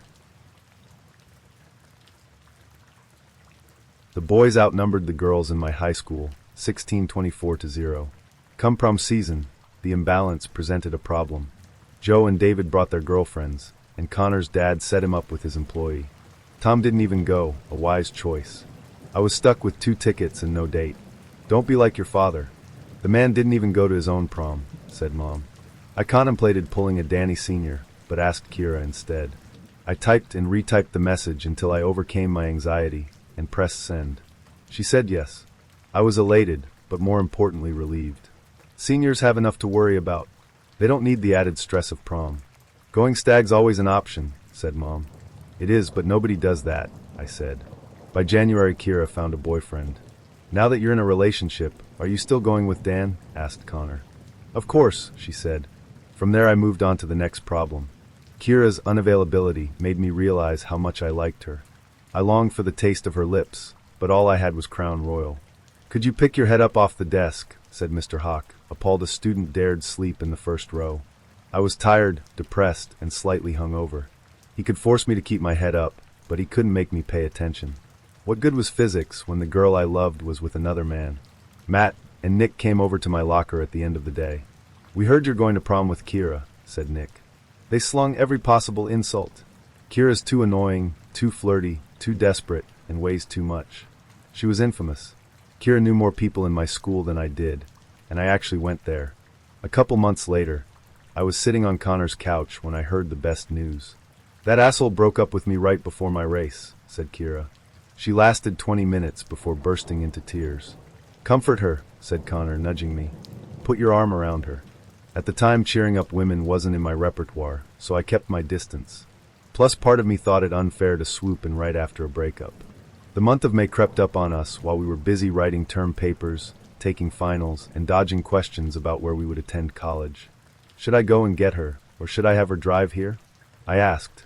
It would be nice if you went and picked her up, said Mom. I found Kira and her mother standing by the curb. They looked on in horror as I attempted to parallel park. Within 3 maneuvers, I straightened the car out. Matt and Nick were wrong. Kira looked beautiful. She wore a knee-length black and white dress. I wouldn't have remembered without looking at the pictures. I got a spray tan, she said, to cover up my tan lines from practice. Kira rode on the Sagamore crew team. The practices toned her muscles, and she lost a ton of weight. I don't know how you do it. Don't you gotta wake up at like 5 a.m. on the weekends? Yeah, I actually have to go and meet tomorrow morning, said Kira. Already nervous about prom, I managed to drive us home safely. Kira talked to my parents, and we went outside to take pictures. I rested my arm on the shoulder of the girl I loved. I don't know about her, but I didn't have to fake a single smile. The lady across the street complained about the length of Kira's dress. It was up to here, she said, slapping her upper thigh close to the crotch. I figured that was her way of saying Kira looked hot. Soon Connor and Joanna arrived, and we took more pictures until we had to leave. Is that your car? Asked Kira wide-eyed. Yeah, said Dad. The Cadillac used to be his pride and joy before we got the dog. Even dethroned, the car still enjoyed second place. By complimenting the Cadillac, Kira forever found herself on my father's good side. Dad drove us since limos were banned. To combat the culture of excess surrounding prom, the school hired a yacht to sail us up and down the Hudson River. Students dubbed the event Aquaprom. "Watch your step," I said. Kira hadn't stopped texting since I picked her up. "Can I have your phone?" "Mine's dying," she said. "I need yours so I can put in this guy I like's number." His name was Connor Burr. I know that because I still have his contact information in my phone. Backup assist's a bitch. Last month Kira visited Burr at Iona College. He took her to a bunch of parties that impressed her sufficiently. How could a 17-year-old compete with that? Kira and I boarded the ship. We sat at a table set for 8, which was perfect since that was the size of our party. After dinner the DJ started playing music. Kira took 15 seconds to deem my dancing reprehensible. She turned around and lost me in the crowd. I tried to rejoin her, or at least talk to her, but she was too preoccupied with her real friends. I left. On the way back to the table, I saw Connor. Joanna was grinding on him. She stopped only to grab his tie and slide the silk through her fingers up and down. I found Joe and Danielle sitting down, and Katie and David joined us within a half hour. At least I didn't have to be alone. We talked about high school and college. Another popular topic was how much of a bitch Kira was. Danielle went to school with her and hated her to begin with, so she was more than happy to explain why. I can't recall a word Danielle said, but I do remember how much better she made me feel. Hours later Kira returned to eat dessert. She noshed on miniature cannolis while the whole table just stared at her. "The desserts were better last year," she said. Kira finished and said, "I have to go say hi to some people." I decided to follow her. Anything would be better than sitting at that table for another 4 hours. Kira combed all 3 floors of the yacht, searching for her acquaintances and in many cases enemies. "I have to find Matt and Nick," she said. If she only knew what they said about her. Eventually we did run into them, but they didn't have much to say to her face. We just stood there, not saying a word. On the deck we found Brother Peter. He was the only teacher in the school who knew me personally. "This is Kira," I said. Brother Peter shook hands with both of us. I could tell he was shocked by how hot my date was. He definitely didn't expect that from me. To him I was just the quiet kid who sat in the back of study hall. I looked into the ocean. Just for a second, I contemplated jumping off and swimming ashore. The worst part of Aquaprom was we were all trapped. And to make matters worse, the greatest symbol of freedom in the world was right over my shoulder. "Let's get a picture with the Statue of Liberty," said Kira. We tried, but none of them came out. I decided I'd leave Kira after she said hi to 50 more people. I stuck with her until she reached my quota, and then I returned to a bunch of empty chairs. Nobody picked up when I called, so I panicked until I found Joe and Danielle. I talked with them for the rest of the night. Over the PA, the DJs announced the prom was over. I found Kira, and we took our seats on the bus. "Are you okay?" she asked. "I am." Kira repeated the question over and over. With each yes, it became more apparent I wasn't. A single tear dripped down my cheek. Thankfully the bus was dark. By 3 in the morning, I finally was home. I told my parents I had a miserable time and went to bed. Kira used me to go to prom, refused to talk or dance with me, and then said hi to hundreds of people who didn't even care about her, all while ignoring the one boy who did. I wished she was fat and awkward and flirty like she used to be. In my mind, the way she treated me was somehow related to her transformation. Before prom, Kira hung out with us every weekend. But the summer of senior year, we only saw her twice. "Kira wants to come over. Are you sure you're okay with that?" asked Connor, a full month after prom. I said yes. Bear with me, this one gets a bit long. I had been doing online dating for a few years, meeting some nice women, but nobody with whom I clicked in a while. This particular girl was interesting, cute, single, never married, witty and intelligent, as well as very flirty in a seductive way. In short, the whole package. We'd never met though, because she lived an hour away, and neither of us was keen to drive the whole way, and there was nothing interesting in the middle. One Saturday night, a date stood me up, so I was online by 7:30. Soon after I logged into the dating site, aforementioned interesting girl messaged me, and we began chatting. It turned out, she said, that she had been stood up as well. She invited me to drive to her locale for dinner and a DVD. After some hemming and hawing, I was young and lazy. I opted for the what's the worst that could happen route and jumped in my car around 8:15, making record time and arriving by 9. I called her from the parking lot, and she buzzed me into the massive building in which she lived. Navigating the labyrinthine hallways, I arrived at her door and knocked, and out stepped a woman who fulfilled every promise her pictures held and more. She was such a knockout, I didn't notice at the time that she had closed the door behind her. We trekked back to the parking lot, where she insisted on driving. "You've been in the car so long." And we set off for one of the only restaurants still open in her area after 9 p.m. The conversation in the car flowed, unfortunately. Over the course of the next 20 to 30 minutes, she did most of the talking, and managed to tell me the following. She is not, in fact, single, never married. As it says on her profile, she is divorced. Her divorce is not, in fact, finalized, but will be soon, so technically she is separated, still married. She still has some feelings for her not-yet ex. In fact, they still see each other occasionally. He lives in his parents' basement. She suffers from depression, or as she put it, "Sometimes I don't know why I exist." About a month ago, when she was feeling particularly low, she went to visit him to have dinner and watch a movie. Her ulterior motive, she told me, was to seduce him. Her motivation for that motive was to get pregnant, because she thought that a baby might give her life a purpose. To that end, she had quite a bit to drink, they both did, and she neglected to use a condom. She doesn't like the pill because of what it does to her complexion. Soon after, she drove home, still drunk and still depressed. Arriving at home, she flopped on the couch next to her roommate. The roommate is her cousin. Her second cousin, really. This cousin was released from jail, assault and battery, 2 to 3 months prior. It seems he has a bit of an anger problem. After she told him what she had done, and he argued that she needed to go now, to get the morning after pill, so she didn't conceive, she rebuffed him and said she would sleep on the matter. She went to bed. When she awoke the next morning, her cousin was lying in bed next to her. Naked. Waking, he said, "Guess you better go get that pill now, huh?" She did. The cousin still lives with her. That's why she slipped out the door so deftly. Needless to say, I was stunned. Unfortunately, she was driving, so I couldn't very well say, "Let me out here, please, crazy lady." We soon arrived at the restaurant, and the rest of the night was very pleasant, all things considered. We ate, had good conversation, about anything but the items above. She drove me back to the apartment, and I hightailed it out of there. The next time I saw her was at a fundraiser. She was on the arm of a friend, whom I knew from being in that friend's wedding with him.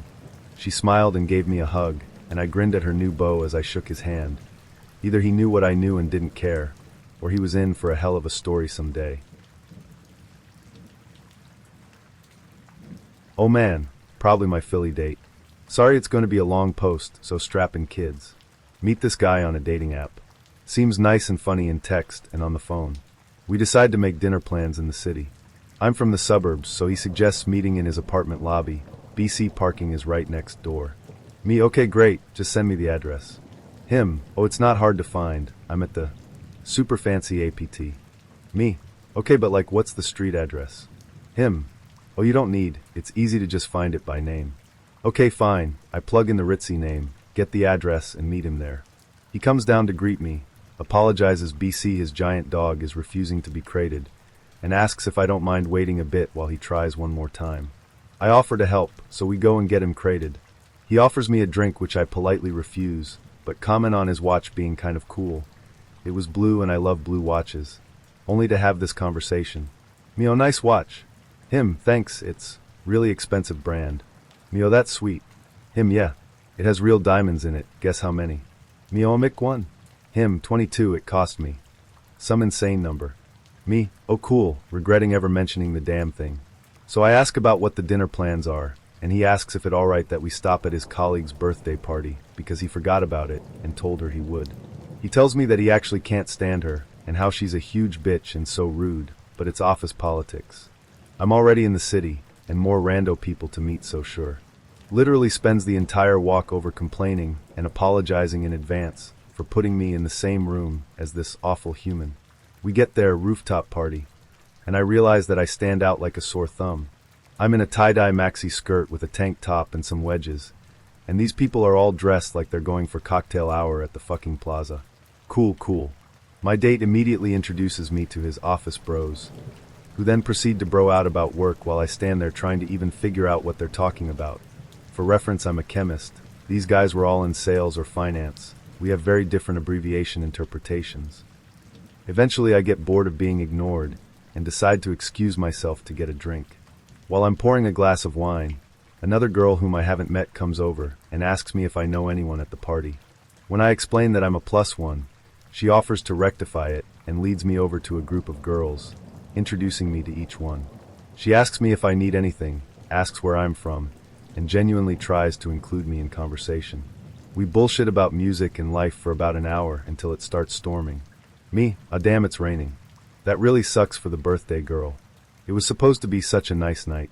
Her, oh no, she'll probably just move the party inside. With that, she takes her glass and invites everyone down to get apartment. She's the one who's having the damn birthday. After all his complaining, this freaking Cinderella of a human being is the girl he's been bitching about. I follow inside with my date, who has just now realized that I'm becoming friends with his nemesis. We all sit around the bar table and chat a while longer. But at this point, Date has decided to pout because things aren't going his way and he's not happy. So I've had it. I thank the girl for a lovely time, wish her the happiest of what's left of her birthday, and tell her I'm heading out. Date hears this and decides to join me. Fucking ironic since I've maybe heard a grand total of 10 sentences from him all night. We get out of the apartment and he asks what I want to do next, while I'm mentally charting my route home already. He follows me downstairs and out the doors to the street where it's pouring. He's still whining and now complaining about losing money BC he has to call an Uber. Me, you know what? It's a nice night for a run in the rain. I take my shoes off and sprint, skirt in hand, through the city, leaving him shouting and chasing behind me. For the record, his apartment was in Rittenhouse, and we were all the way out by the library and the Academy of Natural Science. So yes, I ran something like 10 blocks in the pouring rain, with thunder and lightning, in my bare feet, in a mostly white skirt, through the streets of Philly, to get away from this idiot, who was now following behind me. I've never run faster in my life. I miss that 20-something endurance. The icing on the cake. I finally get to the parking garage, and by the time I can find my ticket to pay, he's caught up to me, and actually had the audacity to say, "So we should do this again sometime." Yeah, that's gonna be a no. Back in college, I met this girl and asked her if I could take her out to dinner. She said yes. I was ecstatic. Well, then I had to figure out where to take her to give her an idea of who I am and what I'm about. So I tried to do something that was thoughtful. I've learned that there are two types of gifts, expensive and thoughtful. If you can't do expensive, which I couldn't, then you'd better go hard on the thoughtful. This was taking place in the US South, but she was a freshman from Pennsylvania. I started thinking about things that be new and interesting to her. The answer came to me in a flash. Bojangles. I would take her to Bojangles. It's cheap, it used to have fairly decent food, but most of all it's southern, and we'd be able to discuss regional differences in food and culture. Of course, it's also fast food. Really crappy fast food. The evening of the date arrived. I drove her to the place and talked all about fried chicken and the South and tea, and how it must be different from the North. We got there and ordered at the register, then moved down to pick up our tray of food. Fancy, huh? We waited, and waited. I tried to make some small talk. You know, the small talk you make when something could interrupt your conversation at any moment. Then we waited some more, and more. My dinner, fried chicken, was on the tray. The drinks were on the tray. Her sandwich was not. So we stood there with the silence growing more and more awkward. Minutes rolled by that felt like ages. Finally, an employee noticed us standing there and said, "Did you need something?" I said yes, that we needed her sandwich. The employee turned around and grabbed the sandwich from the place it had been sitting the whole time we'd been standing there and put it on the tray. It had been there since the beginning. Not a great start. I picked up the tray and started walking back to a table with her. But there was an issue. Bojangles used to have the best sweet tea, so I always got a large.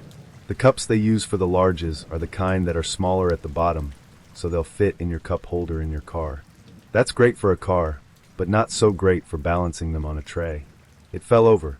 Fortunately, it fell over onto the tray, but not before knocking her drink off of the tray onto the floor. She had gotten the smaller drink, which came in the wax paper cup instead of the plastic cup that the larges are in.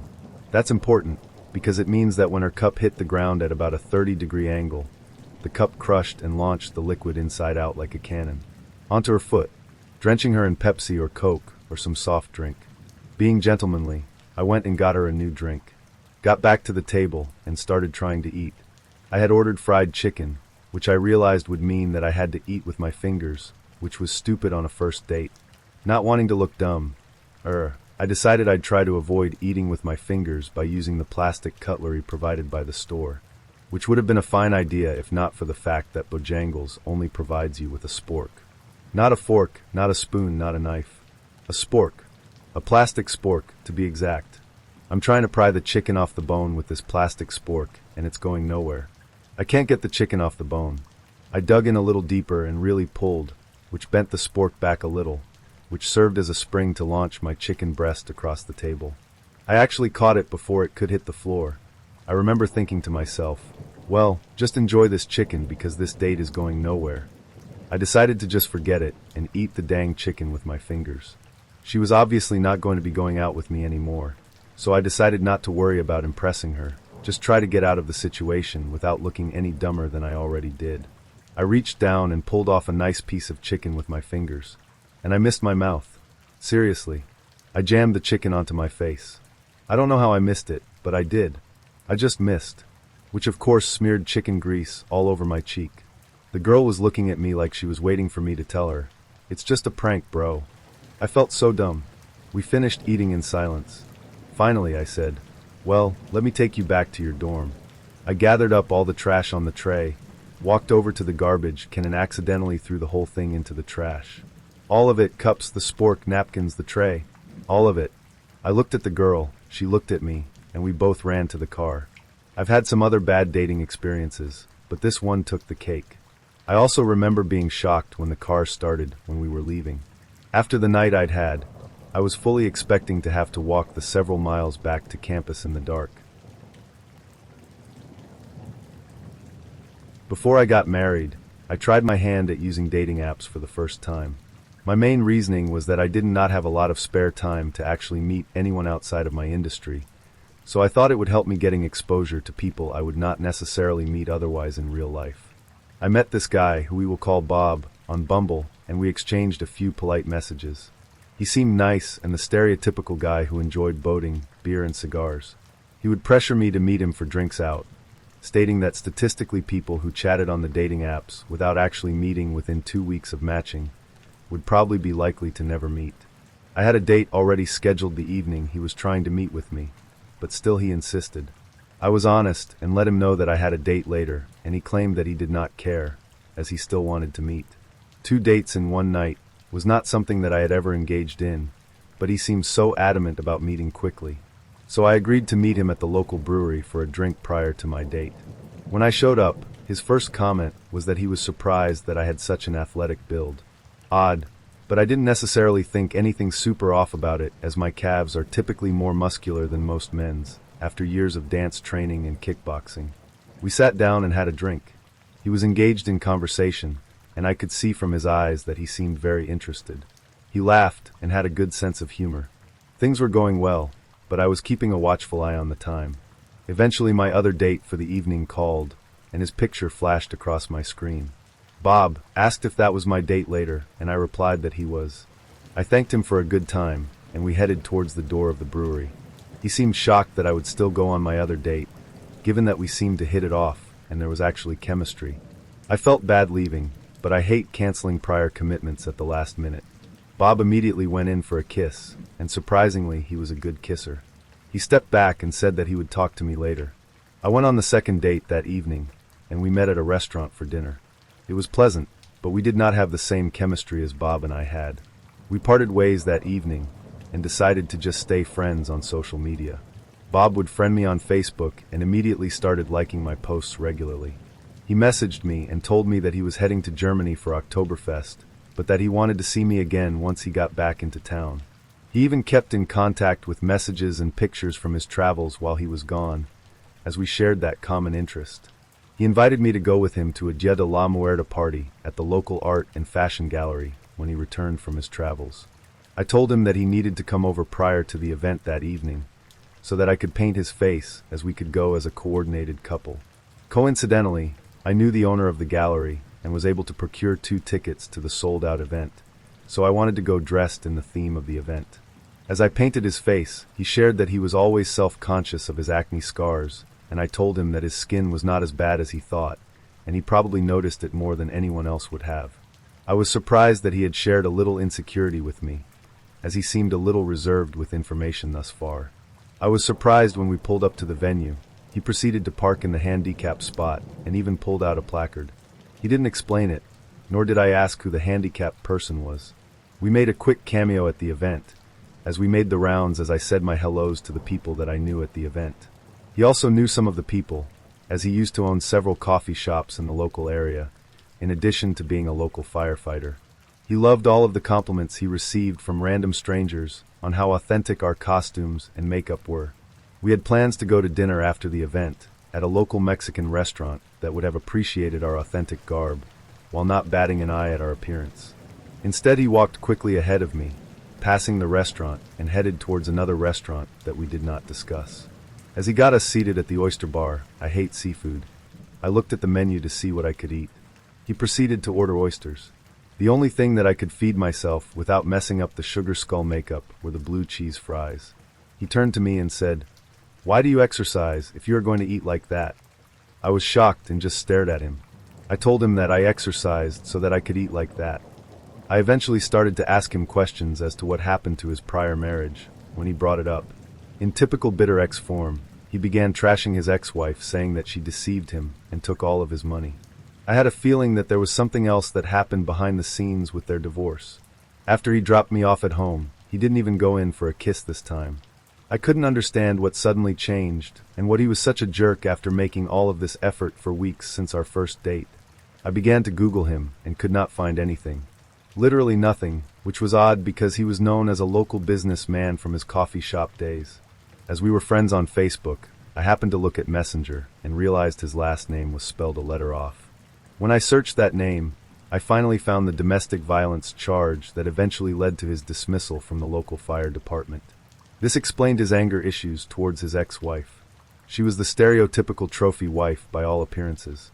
She was very fit and pretty by all accounts.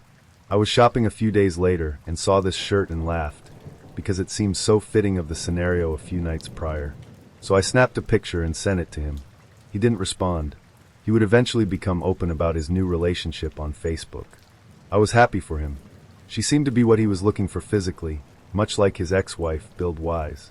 He would continue to follow my travels and adventures on Facebook, often joking offering to be my assistant and carry my luggage. While I was out of the country, he would text me asking me if I could help his girlfriend get into my industry. I laughed to myself. The audacity. I am nice. I am not that nice. Here we are years later, and now that I am going through a divorce, he rears his head to message me sexy photos. My response was, "I don't think your girlfriend would like you messaging me pics like that, especially because I saw that they just bought a house together." He responded, "We don't have that kind of relationship. I can do what I want." My response, smirking, "Does she know that you have an open relationship?" It's always interesting to me when the zombie effect occurs in the dating scene. I am not exactly sure what happened completely, unless he felt slighted that first date way back when I didn't cancel my other date and wanted to treat me badly on the second date for that reason. Until that date, the only other horrible date I went on was my one and only blind date that a coworker had set me up on. The guy started the date asking me, "You're so pretty. I am surprised you are still single. What's wrong with you?" My response, "Well, I do have a bit of a psychotic issue. If you're going to ask me a stupid question, you're going to get a stupid answer." Probably my worst 2 dates were with one girl in particular. This was a few years after my first marriage had ended. In this period I had been on lots of awkward dates, lots of lovely dates, but never had anywhere I really clicked with anyone. Anyway, a friend suggested I should go out with a friend of hers. She was sure we'd be a great match, so she gave each other our email addresses. She lived in a city around 70 miles away, so we emailed and called each other quite a few times over a couple of weeks and seemed to get along quite well. So we decided to meet up and go on our first date. She said that the coming weekend she had a friend's birthday party to go to and suggested that I be her and friend. The party was being held at a restaurant in the city where she lived, and it was decided that I would meet her there. I arrived. She texted me she was running late, but she was with the guest of honor, so it wouldn't start until she arrived. Eventually she arrived with the birthday girl, my ex-wife. Well, that was awkward. I am ex and I hadn't parted on good terms, and we hadn't seen or talked to each other for about 5 years. I suggested I should leave, but my date said she wanted me to stay. I remained polite, as did my ex, but it kinda put a damper on the evening. It turned out my date and my ex had been childhood friends, had fallen out of touch, and had encountered each other only a few months prior. Consequently, my date knew nothing about us having been married. After the evening, my ex briefly spoke with me and apologized for wrecking our marriage and for all the heartache she caused, that she hoped we could be friendly, and wished my date and I well. My ex suggested we should get along well. Okay, so after the initial shock, the evening ended on a positive note. I didn't really get to know my date at all, but at least I had some closure on some bad stuff in my past. The next week, I was invited to another party with my date. This was pretty uneventful, and to be honest, I can't really remember any of it. I was getting along well with this girl, but still hadn't had any alone time with her, so the following weekend we decided to go out for lunch on the Saturday. This is where things went pear-shaped. I was to pick her up, but she wouldn't give me her address. She said her place was hard to find, so I should first go to a particular strip mall, call her once I was there, and then she'd give the directions to her place. So once I arrived there, instead of giving me directions, she told me to wait there, and she would meet me there. Okay, this was a big warning sign, but I went along with it. I had to wait for nearly an hour, and got to the point where I decided I would leave if she didn't show up by a certain time. She arrived just before the deadline. She arrived, but had a friend with her. Apparently that's why she was late. She hadn't seen the friend for ages, and she happened to drop in this morning, so she invited her along. This was supposed to be our first date with just the two of us, but not to be. She seemed to have issues about being alone together, but maybe the story was true. Anyway, I suggested we all jump in my car, a large luxury saloon car, but she insisted we take her car, and I had to ride in the back. Her car was an old Mazda. It was a mess inside, had no air conditioning, springs were coming out of the back seat, it was horrid. In retrospect, I should have told her not to bother right there, but I went along. She decided that we would go to a swanky restaurant in a resort town about 50 miles away, so off we went, with her and her friend in the front, and me in the back. Her and her friend talked the whole way, with absolutely no conversation including me. Not that I could have been included. The noise in the car was so bad that I couldn't hear anything they said anyway. We got to the restaurant, and again her and her friend talked the whole time. I was only included in the conversation occasionally. I may as well have not been there. Well, I was there for one thing. Her and her friend left me to pick up the bill, for all three of us. The return trip was a mirror of the trip down, except my mind was absolutely made up that I wasn't going to bother seeing this girl again. So we get back to the strip mall. Thank goodness my car was still there unharmed, as it was a dodgy area. And she says to me that we need to talk. Okay. She starts by telling me that she really enjoys my company, but that I'm too demanding on her time. What? That I can't expect to see her every weekend, and she thinks it best that we stop seeing each other. At this point I'm just agreeing with her, because I really didn't want to see her again, and if she's breaking up, not that we had anything to break up from, then as far as I'm concerned she's saving me the hassle.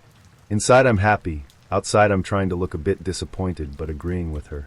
But, when she said we stop seeing each other, she hadn't finished her sentence. She didn't mean stop seeing each other completely. She meant stop seeing each other as regularly because she was planning our wedding for June the following year, so we had heaps of time to see each other before then.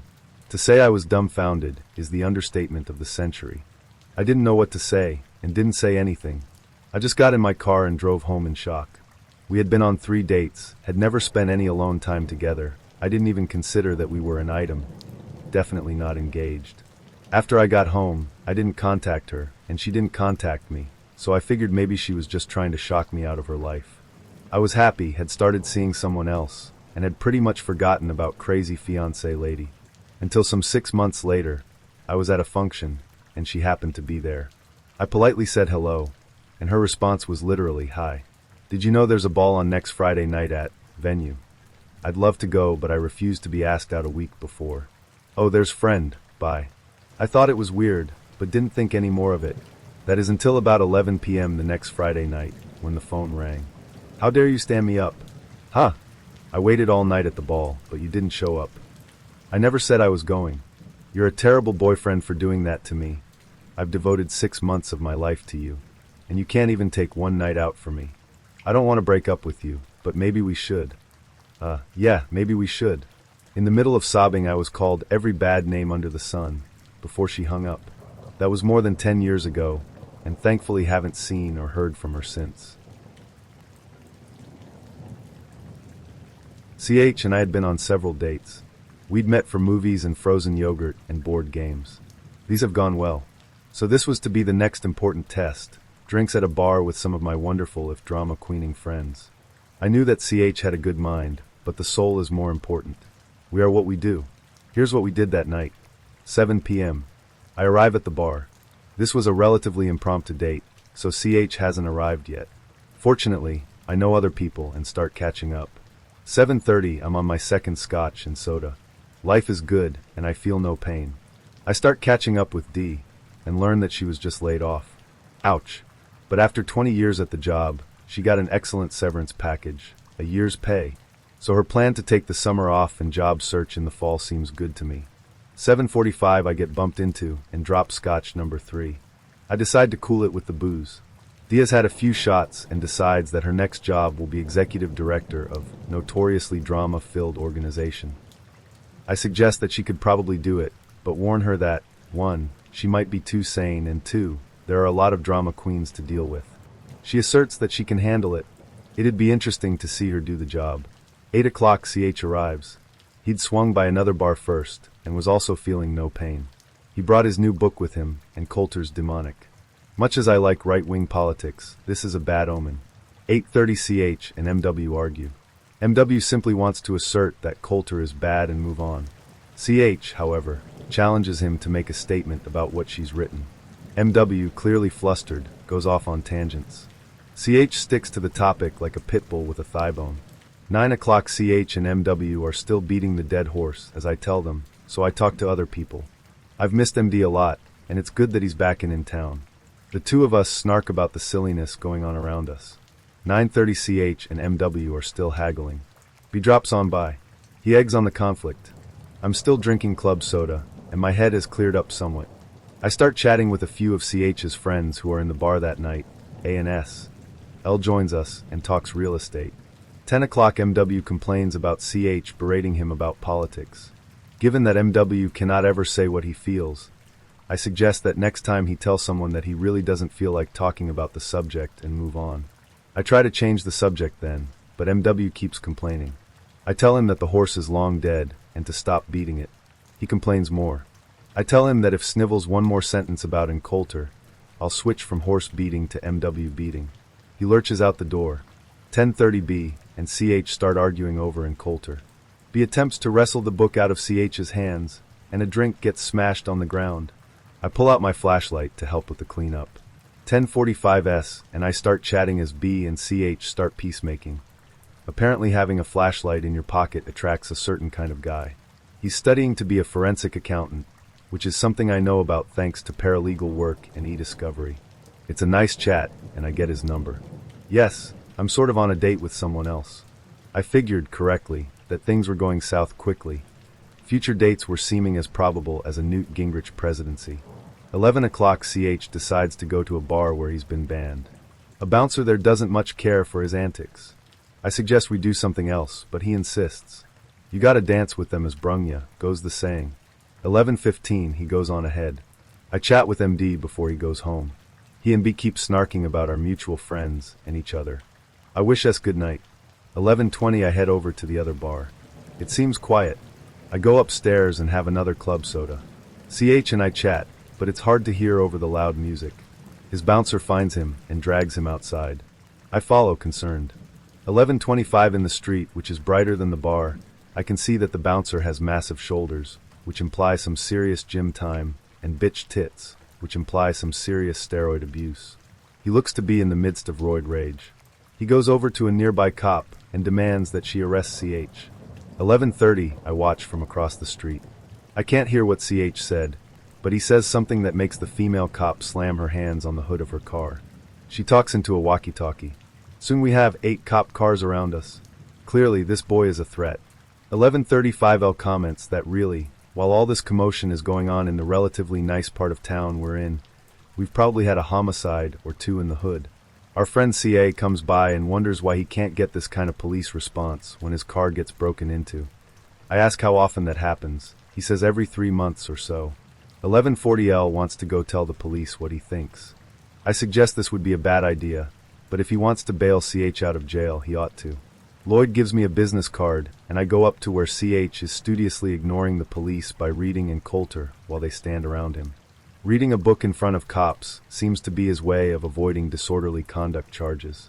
A cop informs me that my friend is too busy to talk. I agree and simply mention that a mutual friend has offered to bail him out. I show the man the card, resist saying that I didn't have time to bake a hacksaw into it, and hand it to CH. I thanked the officer for his time, patience, and service and went back across the street. 11:45 I chat with the bouncer, whose name is Tom. He's calmed down somewhat, and it becomes clear that he and CH are like Dennis the Menace and Mr. Wilson. He seems like an okay type. I also chat with the female police officer, Officer Goodwin.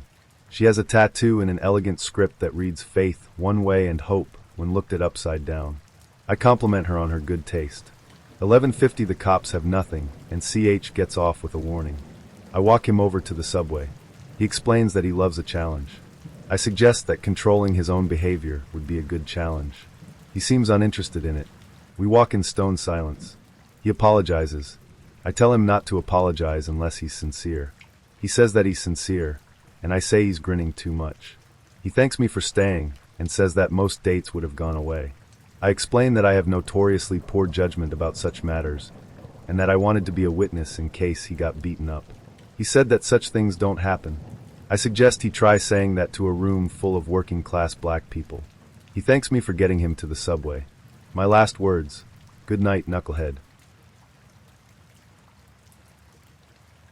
Oh dear. This happened to me just last week. I am on the Bumble dating app. I accepted a date with a guy on there who coincidentally happened to be a brother of a guy I have known casually for a few years. This mistakenly made me feel he must be safe and normal.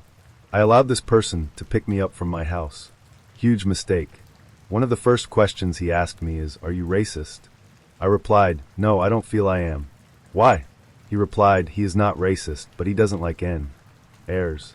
At first, I thought I heard wrong. I did not. For the rest of the evening, much of his conversation consisted of using the N-word repeatedly, coupled with questions asking me if I had ever dated an. He said he could never date a woman who had F. Ked 1. He was also overly hyperactive. I believe he might have been on something like speed, or something else. Honestly, I have no idea. He showed me screenshots of pics and comments from my private Instagram. He criticized my photos, and said I posted them for attention. He told me he Googled and researched me. He said he did not like the thought of any woman of his receiving comments on her photos by airs. He loved using the N-word. I asked how he was able to obtain any photos since my Instagram is private. His answer was because he is ex-military. He proceeded to tell me about men he had killed in Iraq at point-blank range during Operation Freedom. He also announced he wanted me to post only photos of him and I on my social media accounts. He asked what I was doing the next day, and I said I am busy. The following day I received a text from this racist maniac saying he's sitting in his vehicle in my driveway. I texted back I am not home, and I am disturbed to hear he is in my driveway. I explained I didn't want to see him anymore. He replied with several long texts begging me to be with him, telling me I am beautiful and amazing. He said he found and kept 2 strands of my hair. He spoke as if we had been dating for months. When I said I barely know you, please stop, he replied he would. He did not. I received more pleading text messages. Then I received a text asking to just hang out as friends. I said, no. We are 2 very different people, and it's best we don't see each other at all. He then replied with very mean name calling, and telling me I am fat. He called me Miss Piggy. LOL, he said 4 people had told him I am a fat bitch. He said he has $750K in the bank, and that was not enough to feed me. He told me to F off. I hope I will never hear from him again. I have saved all the texts from this man in case he ever shows up at my house again. I have them to show to the police. I have blocked him on all my sites, and hopefully he won't see this or anything else connected to me. This one Bumble date was definitely with a scary dude. Asterisk, I want to add that after this very upsetting experience, I deleted my profile on that dating app and have not been on any dating sites since. After my divorce, I tried a couple of dating sites for about 3 months total, and was not pleased with the quality of any of the men I encountered. After all I have been through, I have taken a complete break from socializing and it has remained this way since January. I had many experiences on dating sites, a few weird situations here and there, the odd catfish, but most of them pretty good. This one is still quite fresh, but it has been by far the worst experience on a dating site, and it has left me sick to my stomach. It's a lot to read, so sit down with a hot cup of tea or whatever preferred beverage. So I matched with this guy, Jay, and we had an awesome conversation right away, great chemistry and all that, and we hit it off pretty quick. He mentioned he had kids, and they would always come first, which is not a problem for me at all. I assumed that he wasn't with the mother of his children anymore, as he was working and living 3 hours away from them. I actually found it admirable that he still made time for his kids every week to see them, even though he had a crazy work schedule. We talked for several weeks through text and phone calls, and he was the sweetest, attentionate, funny. He would send me pictures of him and his kids having fun, and it made my heart melt. My pastime is to paint cute portraits, and he asked me to paint his kids, which I gladly accepted. By then I was pretty keen to meet him, and when the first date came I was super happy and excited. It was the cutest date. We played some board games in the car and ate popcorn next to a lake, talked until late together in the car. While we were talking, his phone was pinging quite a lot, and at one point he reached to look at the messages, and I didn't mean to glance, but the corner of my eye caught a text message from Princess. The girl in me of course was alarmed, but hey, I thought, we are only on the first date, and we haven't known each other for so long. So let's give him the benefit of the doubt, and don't ask questions, otherwise he will think you are crazy. So I shoved that on the back of my head and continued staying in contact with him. He would take news every day and talk about him and what he wanted.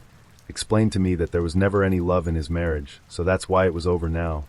But he was looking for real love, a connection, someone to be with, etc.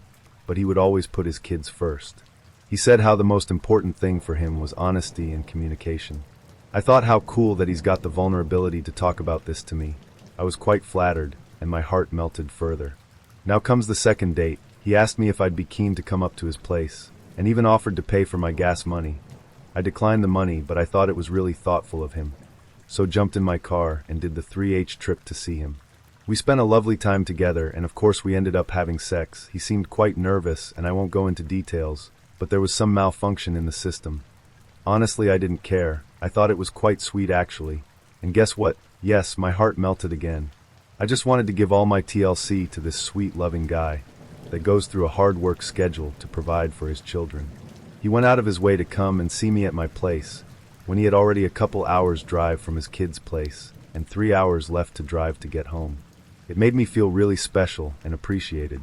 We continued to stay in contact, but what I shoved at the back of my head came back. This guy is too good to be true. My gut feeling was telling me that the whole thing smelled fishy and weird. I couldn't forget the Princess text, and he actually never mentioned divorce. He would just call the mother of his children the ex. Still went back to see him. We went for a walk, and he told me about his upcoming trip to Brazil in a month and a half, and I thought that it was so good for him to get some time for himself for once. We went to the post office to renew his passport and all that stuff. He opened up about his situation, how he was actually currently in the process of divorcing his wife. I thought that it was very strange he didn't mention that before, but thought that hey, fair enough, it's a quite difficult subject to talk about. When we were back in the car, I had his phone in my hands to choose some music, and bing, comes a message from a lovely looking girl from Instagram. Hey babe, I hope you had a good rest. That wasn't his ex-wife. My heart just skipped a beat, and I went cold. He noticed, and asked what was wrong, what he did wrong. I couldn't get a word out of my mouth. Now guys, you're probably going to tell me, hey, he never promised you anything, which is true, but I can't help it, I'm a girl. It is imprinted in my genes, I guess. But I just want to be loved and cherished. So when we came home, I was quite emotional, and I told him that okay, he didn't promise anything, and it hasn't been so long we've been dating. But if his thing is to have several girls in his life, great for him. I'm not there to judge, but it's not my thing and I don't want to be a part of it. I told him that this message reminded me of a very bad memory from when I found out my first love cheated on me. He looked at me and he was very understanding. He told me that he wanted to fix this. He would delete the girls that were talking to him. I told him it wasn't my point. If he is involved with those girls, I can't stop him from doing so, but I can stop myself from seeing him. He looked at me in the eyes and told me how he was someone that wanted just one person in his life, and that he was seating next to her right now. I wanted to believe him, so I did. He sounded so genuine. Later on in the evening, I still saw a message on the corner of my eye to Princess about a renewal of something, but my stupid ass just ignored it and thought he was probably calling his daughter like this or something. If you are still reading me, we are now close to the end of the story. I was trusting and happy to go see him again a couple of weeks later. So I did, and when I came over he wasn't there, but he had left the door open for me. He was still working at some friends, so he wouldn't be back for about 3 hours. I made myself comfortable, went to take something in the fridge, and then I saw on his calendar, only a month and a half until I can see C. Right away all the dots connected. We girls are pretty nifty at finding out who is who, and it was fairly easy to find out that C lives in Brazil, and is the one that sent the "Hey babe, I hope you had a good rest" message. I'm also pretty sure that she was the Princess contact on his phone. They were talking about the passport renewal. Funny enough, she looks like a more beautiful version of myself. I was extremely disappointed, so sent him a message to tell him I saw the calendar and connected all the dots, and that I understood he was going to see someone important to him in Brazil. But I was sorry, I couldn't go further in this, as I've been quite clear that it's not my thing to share. I was packing my stuff back and searching for a hotel room when he answered back. He told me I was right, and he was sorry, he had been selfish, but we could remain friends if I wanted. Then something about how I deserved better and whatnot. I didn't answer back. I thought, how can I be friends with someone that lied with such ease? And if he lied about this, maybe he is lying about the divorce? I don't want to be friends. I went up in the room to gather the rest of my stuff, and noticed the envelope that I used to give him the painting I did for him. Inside was the painting, along with a picture of him and his wife. I took the painting and thought that I didn't want my art to be part of this guy's life, so ripped it, threw it in the bin and left. I was sick to my stomach, and so angry with myself for ignoring my gut feeling. You guys will probably tell me that you saw it coming from the beginning. I reckon I did as well, but I'm an expert at giving the benefit of the doubt. He was so lovely, cute, and huggable. He gave me the perfect performance of this sweet, vulnerable, unsure about his looks, self-conscious, and hard-working guy. I just wanted it to work. If you read me till the end, thank you. It feels good and takes a weight off my chest. Gotta work on red flag busting now.